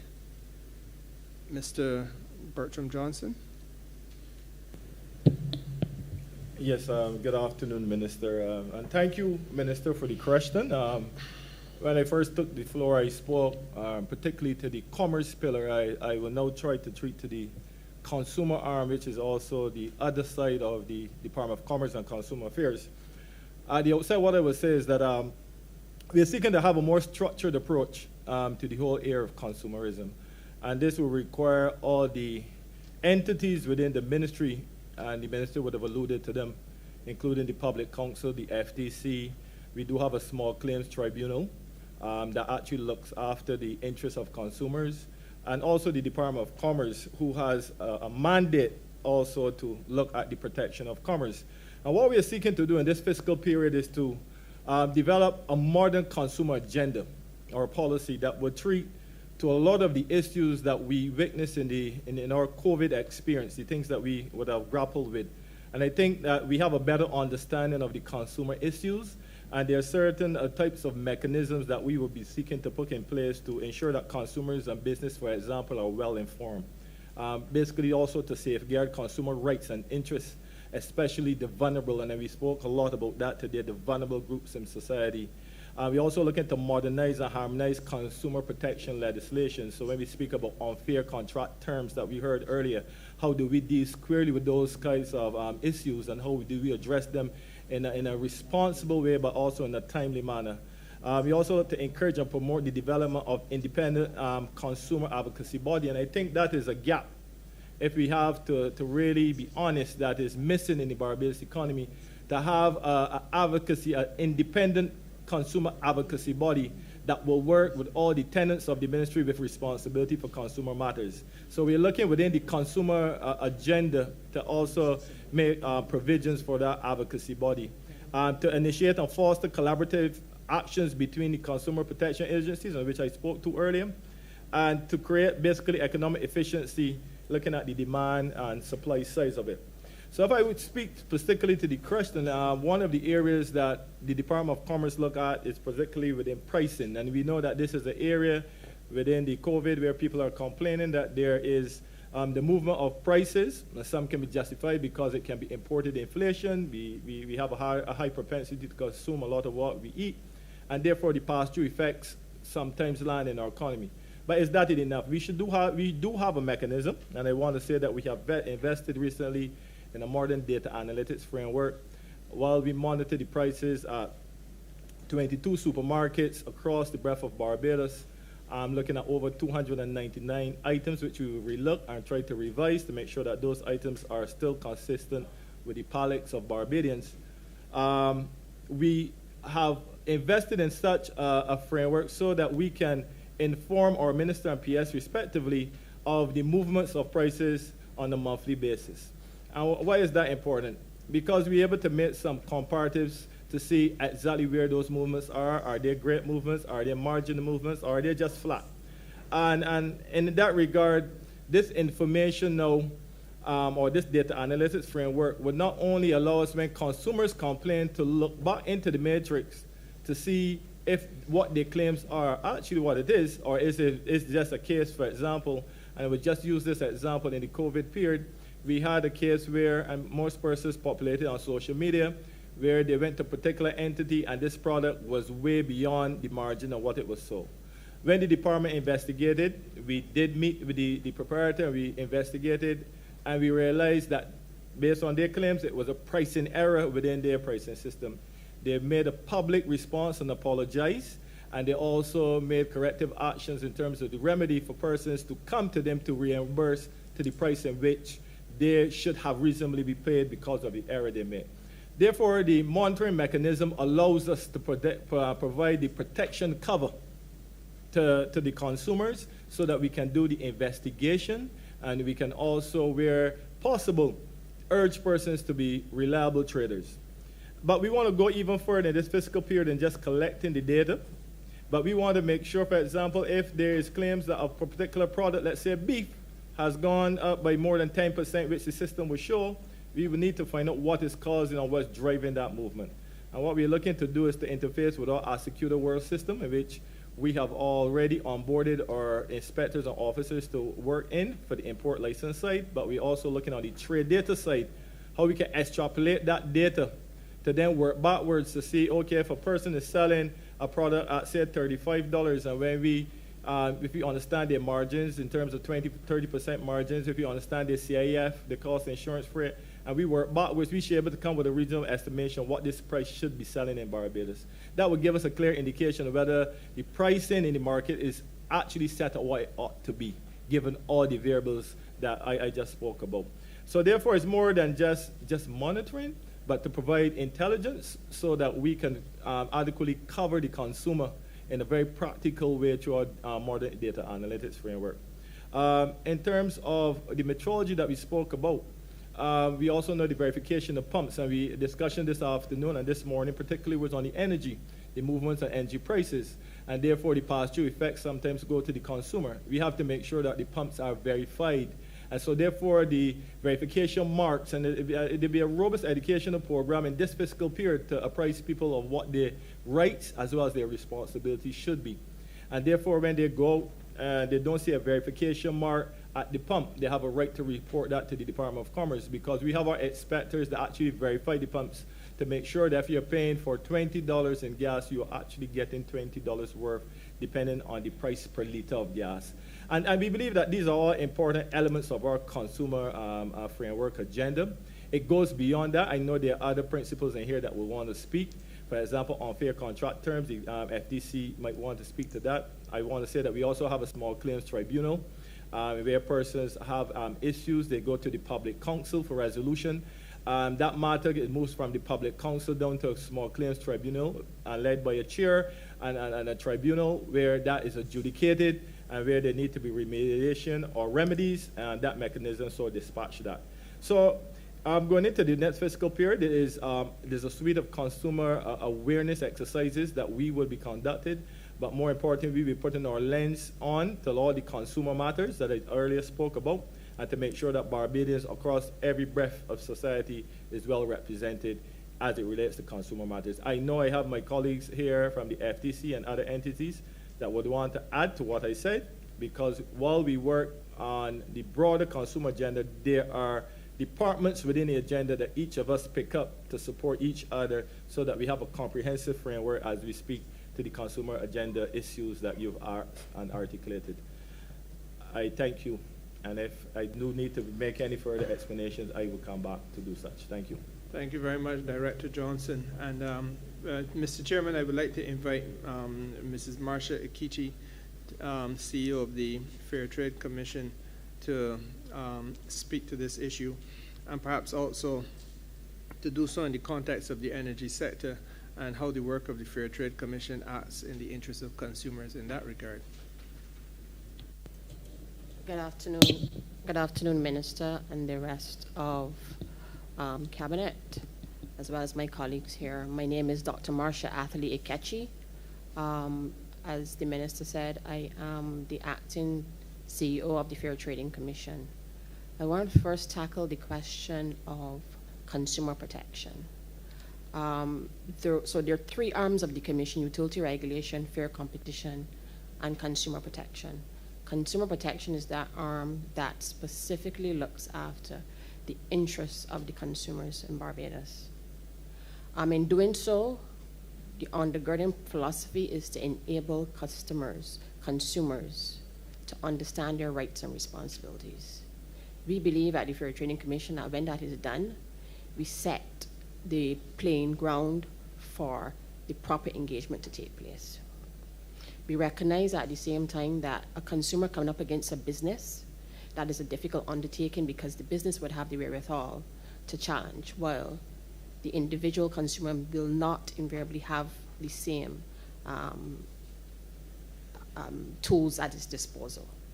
So us at the Commission, we do engagement at the one-on-one level where we seek redress for an individual consumer, but we really prefer to do it at a collective level. So if there is an issue, for example, something in telecoms, for example, we want to bring about that behavioral change that allows for change and sustained behavioral change over time, as opposed to one person coming to the Commission and having their particular matter addressed, but we recognize that oftentimes it is that multiple persons were maybe experiencing the same particular issue. So that's one thing. One of the things that we're actively engaging at this point is looking at banking contracts. Recognize that most of us have bank accounts in one form or fashion, and that because we focus on that area, then we can affect change for a significant number of persons. So that is something that we are pretty much at a very advanced stage in doing, and you should see that bearing fruit in short order. The other thing that we're looking at is a telecoms code that, again, has broad reach, and that really is across the mobile and data sector of the telecoms, because utility regulation is really focused on landline service, and that's because the utility regulations specify that particular thing, and that's for cable and wireless only. Under consumer protection, we're able to address some of the issues on a broader range, and that's what we're doing. So those are some of the areas that we really want to focus in on. But beyond that, we recognize that there are certain lacunas in the legislation. The legislation is, about 20 years old, as long as the commission existed. Technology has advanced considerably, and therefore we need to advocate to bring about that change. In some instances, we are moving toward that. There was a cabinet paper that was approved in 2019, I believe, that looks at setting standards across the board for all telecoms providers. That would therefore bring Digicel into the fore, and we'll be able to look at contract terms, roaming charges, all those types of things.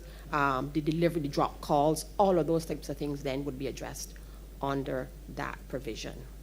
That, again, is something in train. We're not to the point of rolling out. We have to then engage CPC on that. But those are type of the general things that we're doing. There's also enforcement. The commission, again, has been in existence for 20 years, and we've taken the decision to move from public awareness and education to enforcement. So you will see the commission begin to move to prosecute companies where they are recalcitrant in terms of heeding the direction of the commission. It is not going to be a one fell swoop type of operation, but it is after engagement where we recognize that persons are not compliant. We will use the legislation as given to ensure that we provide that level playing field or that fair playing field for our consumers. Was there a specific question on energy that you wanted to raise? Minister, you brought up energy, but you didn't specifically. Only very generally, Doctor. I was thinking along the lines of the PPA work that you have done recently, which is ensuring a fair rate for energy providers. Okay, so purchases. The PPA really is the purchase power agreement. That is the agreement that investors, renewable energy investors, will take to the bank to provide financing. It also determines the rights and responsibilities between the two parties, the supplier and the off-taker. We are currently devising the PPA for the 1 to 10 megawatt capacity segment. That is something that we are working with stakeholders on. The commission is required to engage stakeholders when it comes to any major decisions such as this. We are to the point where we've received, I believe, 12 submissions across basically 3 sectors: investors, international banking sector, as well as the local banking sector, and institutions like BRI and the like. So once we have fully analyzed those submissions, we'll make a determination as to how we go forward, what exactly is placed in that template PPA. And I want to stress the point that it is really a template PPA. It is intended to facilitate the process for the sector. So when we say a PPA, it is not something that each entity is compelled to sign onto. It allows persons to use that. It will be modified based on each individual project, but it is intended not to have to renegotiate it from scratch, but it's just a tool to push the process forward. We recognize full well, but they have a target. We heard earlier this morning that the target might shift a little bit, but we recognize, though, that there's a target 7-8 years away. There's a lot of work to be done in the area. So if we are to do that, then we must utilize the tools that would allow us to do that in the most efficient manner. Using a template PPA as a starting point will allow us to get to that point. We would not have to go back and negotiate every single clause of the PPA, but there are certain things that are standard that we will move forward with. There'll be tweaks depending on the type of project, the capacity of the project, possibly the location of the project, because, for example, if I have a project in St. Andrew and there are no substations in close proximity, the cost of interconnecting for that particular project as opposed to one on Spring Garden will be vastly different. And those things have to be taken into account when you are signing a PPA, because that impacts the actual price of that project. Firm capacity project will also be very different to one that is variable. Variable meaning using solar and wind, as opposed to firm meaning using biogas or hydrogen or one of those other things. Thank you. Thank you. Thank you very much, Doctor. Minister, I hope that that answers your question. Thank you very much, Minister. I speak on behalf of my constituents who I represent when I sit in this place. I'm happy with both the continuing work of the ministry, and I am heartened by the response. I think the consumers I represent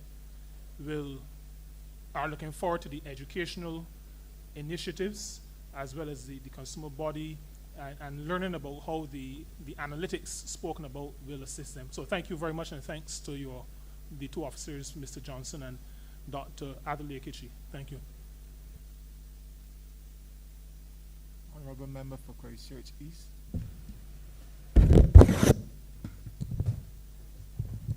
Thank you very much, Mr. Chairman. Allow me first to start by commending the Minister and his team so far from what has been an excellent presentation and representation of their ministry. I just have a few questions, and I'm going to make them very, very brief. Mr. Amos, you had initially said that, indicated there was going to be some cutback on the program for the trust loans because of the funds constraints. I just want some idea of what is available and what categories are you all looking at pushing, because a number of people have reached out to me, and I guess because of how things are now, there's a strong push to come off of the dependence on government and to encourage entrepreneurial behavior. So I'm just wondering, what are you all concentrating on, and how easy would it be for people to access these funds? That's one. In relation to the electric mobility, Minister, I know we're supposed to be going to 100% renewable for generation of energy by 2030, and I'm passing a question on. Somebody wants to know, are we looking to incentivize the purchase of electric vehicles, and how do we plan to actually break the Barbadian dependence on fossil fuel vehicles and push to more electric vehicles in the marketplace? Is this something that we should be looking at, some incentive scheme to expedite that transition? And the last question is in relation to KIPO. When are we looking at KIPO getting effectively fully functional online? When are we looking to be able to incorporate a company and get everything done in relation to incorporating a company within a 24-hour space or 48 hours at the maximum? If we're trying to be competitive in the sector, then we need to be able to complete the total registration of a company in a short space of time to compete with the others who are in that market space as well. So those are the three questions in a nutshell, and I'll leave it right there.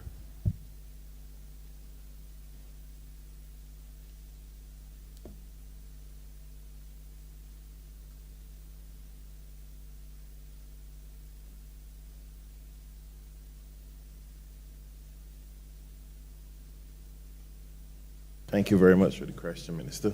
I just want to make it clear, when I spoke about the cutbacks, I was speaking about the cutbacks as it relates to our strategic plan. Our strategic plan for 2022-2023 was to disburse 1,200 loans. And again, we said that based on the restraints, we would actually try to do at least $4 million in loans. So I am not seeing an immediate issue. As it relates to the sectors that we'll be concentrating on, we're paying special emphasis on innovation, manufacturing, agriculture, and we want at this time to get back into tourism, since there seems to be an ease in the tourism market, and we have actually stopped those loans for quite some time.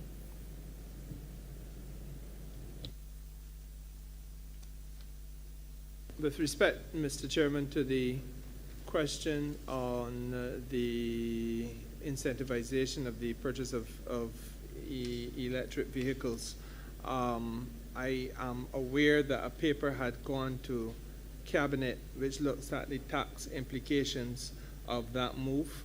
I suspect that the Honourable Minister will recall the presentation of that paper. What I would want to do is to invite the Permanent Secretary in that division of the Ministry, PS Andrew Gittins, and if need be, any other officer of his choosing to speak to the question of the tax findings and the likelihood of incentivization. Of course, bearing in mind that the final decision on incentivization does not lie with the Ministry of Energy, but rather with the Ministry of Finance and Economic Affairs.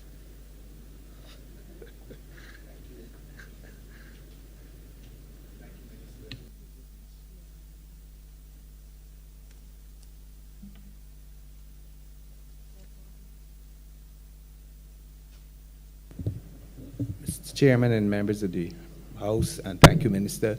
The Ministry is aware, and we're working on this whole policy of electric mobility. This is a critical part of the agenda to transition from fossil fuel to renewable energy. And in terms of the issue, Mr. Haynes, who's here, who worked a lot on that tax policy, he will come and speak to it because he was dealing with it in more detail to spell out what parts it did. But the whole issue of whether we can incentivize the sector is really not a matter for the Ministry of Energy, but rather the Ministry of Finance. What I can say is that we would have formed a committee of stakeholders consisting of persons from the petroleum industry, car dealers, both new and old, and the private sector persons involved in transport. And we did a policy in which I'm shortly going to submit to the Minister, and we hopefully go to Cabinet, where we recognize that as a way of moving this industry forward, there will be needs for some level of incentives because you know the price of the electric vehicles is pretty high, and we believe that there need to be some level of incentives, but that is not a matter that we have final determination on. What I would also like to say at this stage, we also recognize that the 2030 cutoff point may be difficult to achieve, not because of a lack of will, but we recognize that even in terms of, the Minister made reference this morning, there's some types of transport type of equipment that they're not really available in electric yet. And the other issue is that even where they're available, the suppliers and the dealers here have indicated that they were told by the manufacturers that the Caribbean region as a taker, we are not going to be getting that at that stage. So we really have to do some work, and we have to really see how we're going to reorganize and restructure what we're doing in terms of transport. But we recognize it as a critical component, and I just want to say that while we see it as a part of the solution, and we have a policy, which I said I'm going to send to the Minister and shortly go to Cabinet, hopefully, if he agrees, to see how we can incentivize the sector. We also recognize that the other aspect of it is that we are looking at other modalities, and we think that the whole issue of retrofitting existing the fleet of vehicles, because we have 130,000 plus vehicles in Barbados, and we normally change over about 6,000 a year. We really can't change over all these vehicles in the next 6 or 7 years. And our policy really is looking at now, how do we take these existing vehicles and use clean fuels, biofuels and biodiesels and things like this to keep these vehicles in place, so we will have a whole number of stranded assets in terms of vehicles, as well as the stations, and as well as the refinery that we operate at, but the Barbados National Oil Company Limited. So these are some of the issues we're going to work on, and we hope shortly to have this matter to the Minister and to Cabinet, and then obviously the details can be made. But at this time, I'm going to ask Mr. Brian Haynes, the Chief Project Analyst. He would have been involved with working on that paper on the taxation side, to give a little outline on for you. Thank you, PS. Good afternoon, colleagues and members of the House. My name is Brian Haynes. I'm the Chief Project Analyst in the Ministry of Energy and Business Development. Fundamentally, when we started work on the energy policy, one of the concerns that was raised within the sector was that the government had a high dependency in terms of revenue from fossil fuels for transport. And that was seen as one of the areas that we would impact in a very heavy way. Indeed, we did that work starting back in 2018 thereabouts, with the assistance of the IADB, and that work was also ably assisted by the University of West Indies through Dr. Moore. We more or less came to the conclusion that the impact to revenues to government was around 300 million if we went to a full 100% by 2030. And therefore there was a concern, or consideration I should say, that the Ministry of Finance had to address in terms of its public finance, and to make sure that once we started to move more and more vehicles from fossil fuels, gasoline and diesel, that there would be some planning that would have to be done to address those issues. And we did that work, and we advised, we had discussions at the level of the subcommittee of the cabinet, and we presented, that was then presented to the cabinet. There were a number of recommendations that came out in terms of addressing the loss and the impact that may have occur. Some of which will incur like mileage taxation, that kind of thing, as well as areas in terms of looking at efficiency within the government sector to address any areas of cost and so on. Because we recognize that as we move towards renewables, the government itself will also benefit from the move towards renewables as they move towards EVs, as you would have seen in the transport sector, the transport board, as well as their move towards electrification in the transport fleet, which was put to the cabinet as well to address the transition towards renewables. So there are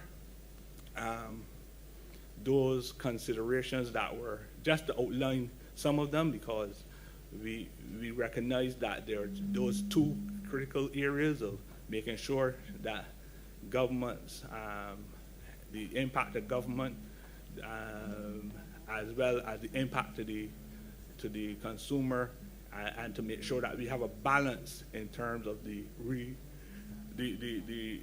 effects of the move towards renewables. Thank you. Thank you, Mr. Haynes.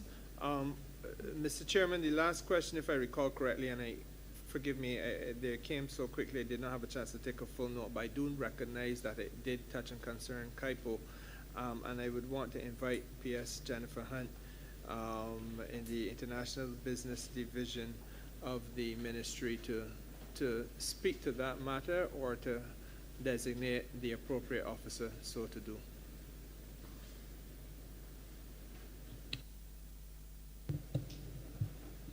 Thank you, Minister. And good evening, Chairman and members. Mrs. Tamisha Rochester, the Acting Registrar of KIPO, will respond to your question. Thank you, PS. Thank you, Minister, and good afternoon again to the Chairman and the members.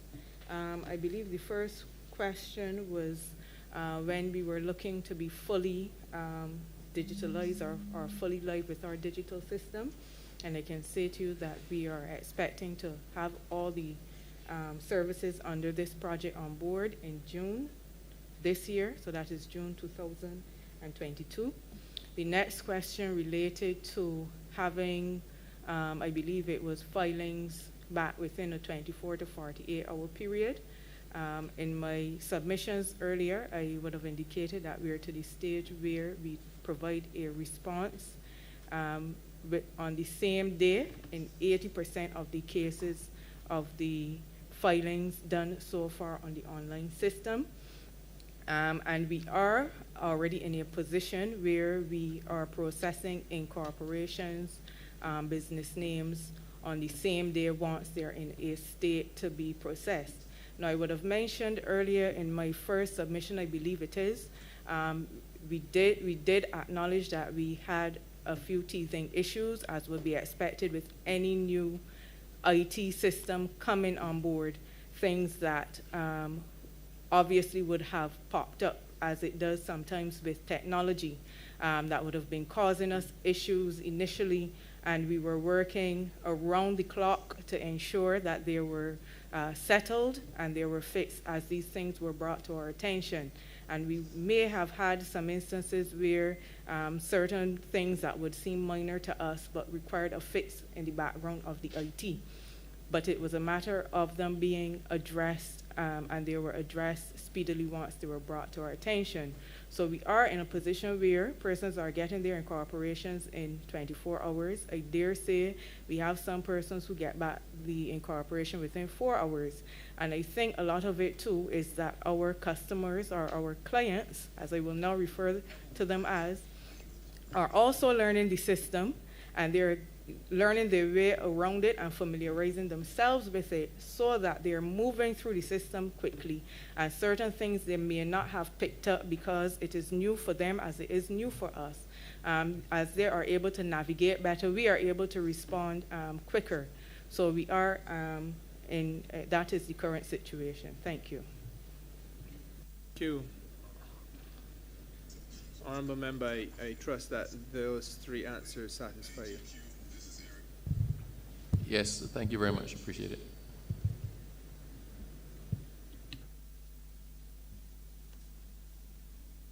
Minister, if the honourable members, if there are no more questions, Minister, we will invite you to wrap up at this point in time. Thank you very much, Mr. Chairman. It has been, as usual, a wonderful opportunity to have a discussion with you, the members of this House, and by extension, the listening public, as we try to shed a little bit more light on the substance of what we do in this ministry. I want to just emphasize one or two things which I think were highlighted during the course of the conversation that we would have had today. First of all, it is abundantly clear to me that there remains an interest in this Parliament, and I would imagine because we are hearing the voices of the people through the mouth of the representative, there remains an interest in making sure that those people who are less fortunate, less gifted with opportunity and ease of access in this community enjoy the benefit of being able to get into business and be able to benefit from partnership that allows their business endeavors to flourish and to grow, whatsoever those business endeavors may be and howsoever they may be defined. This ministry continues to keep that top of mind and as a first priority in all that we do. We're obviously a very broad ministry, and we are equally dedicated to the energy side of what is taking place in Barbados.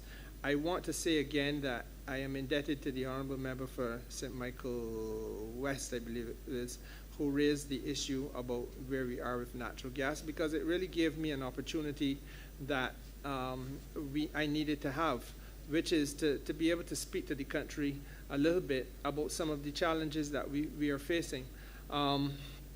Clearly, we would want to continue, as I said, to find that sweet spot, that middle of the road area where we can, for short to medium term purposes, continue the expansion program of the National Petroleum Corporation in terms of gasification of communities in Barbados. In some cases, it is going to be practical and possible.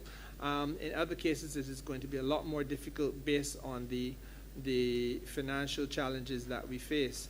Part of the solution has to be found in the recommencement of the work that has to be done as a preliminary step towards doing more drilling. I think it is a reservoir study, that is what it is called, by the technical people. That is to be completed. Thereafter, depending on what where we are pointed to, we can do more work in terms of the actual subsurface penetration. As I indicated before, this is a risky business. Oil and gas is a business which turns on dedicating money and taking a risk that you find that which you want to extract. We are not in a financially luxurious position right now, and therefore we have to pay very close attention to the alternative. That alternative is a cultural shift in Barbados. And again, it is one of those conversations that we're going to have with this country. There is a need for everybody to prepare themselves to participate in a renewable energy effort of some form in the not too distant future. It is not to say that every household or every business must now retrofit itself immediately, but I think we have to start to plan in the direction of doing that type of retrofitting. We are doing this because it makes sense for us to use the natural sunshine and the wind to be able to fuel our industry and our businesses. Every time there is a conflict somewhere in some part of the world that has nothing to do with us, the volatility of the oil and gas sector internationally impacts on the Barbados economy and by extension on the consumers within the Barbados economy. And that is a message that I want to make very clear. We cannot take this journey, however, without doing the things that are costless and that are sensible and simple. And for too long, we as a society have basked in the comfort of feeling that we do not have to seriously talk the language of conservation. Conservation is practiced across continental United States. They are an oil producing and exporting country. Saudi Arabia's tourism minister was here last week. He and I would have had the benefit of some conversation. And while having dinner on Friday night, he told me about conservation measures in Saudi Arabia. We will never produce the oil or gas that Saudi Arabia has. But if they speak the language of conservation, why should we not as well? And so therefore, there's a need for us to take this journey together as a people as we contemplate a number of transformations and cultural shifts. I don't want to relitigate every aspect of the conversation, Mr. Chairman, but I think that you would have picked up by now that there is much that the ministry is doing. It is a little bit of a peculiarity, I think, that we did not spend any time today on the international business sector, which really is a sector that is full of potential and not without its challenges either, but that is where we are, and we will do this another time. I want to thank from the bottom of my heart all the officers, members of staff of the different departments, statutory entities, of course my colleague minister who were here today and gave an entire day to this effort. I think that the level of presentation and discussion was extremely high. I want to go on record as saying that I am very proud of the people that I have the privilege of leading in this regard, and I want to commend their very good and valuable work to the people of Barbados as we continue to dedicate and rededicate ourselves towards making the energy and business environment of this country as productive and wholesome as it can possibly be. I'm obliged to you, sir.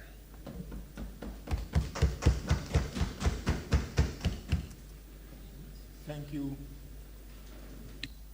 Minister. The question is, Head 92 stands part. All honourable members in favor, please say aye. Aye. All members against, please say nay. Thinks the ayes have it. Mr. Chair, I beg to move that you do now report progress to His Honour the Speaker and ask for leave to sit again. The question is, I do now report progress to the Speaker. Leave to sit again. All honourable members in favor, please say aye. Aye. Honourable members against, please say nay. Methinks the ayes have it.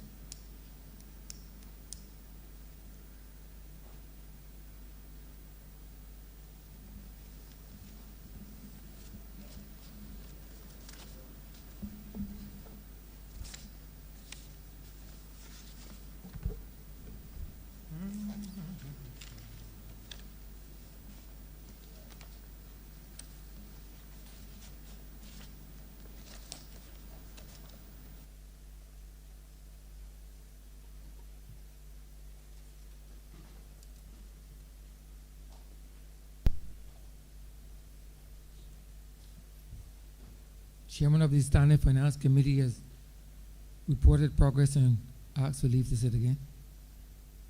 Honourable Leader of Government Business. Thank you, Mr. Speaker. I therefore beg to move the suspension of the House until 5:30 p.m. this afternoon. The question is that this Honourable Chairman be suspended until 5:30 p.m. All those honourable members in favour, please say aye. Those against, please say no. We think the ayes have it. This Honourable Chairman stands suspended until 5:30 p.m.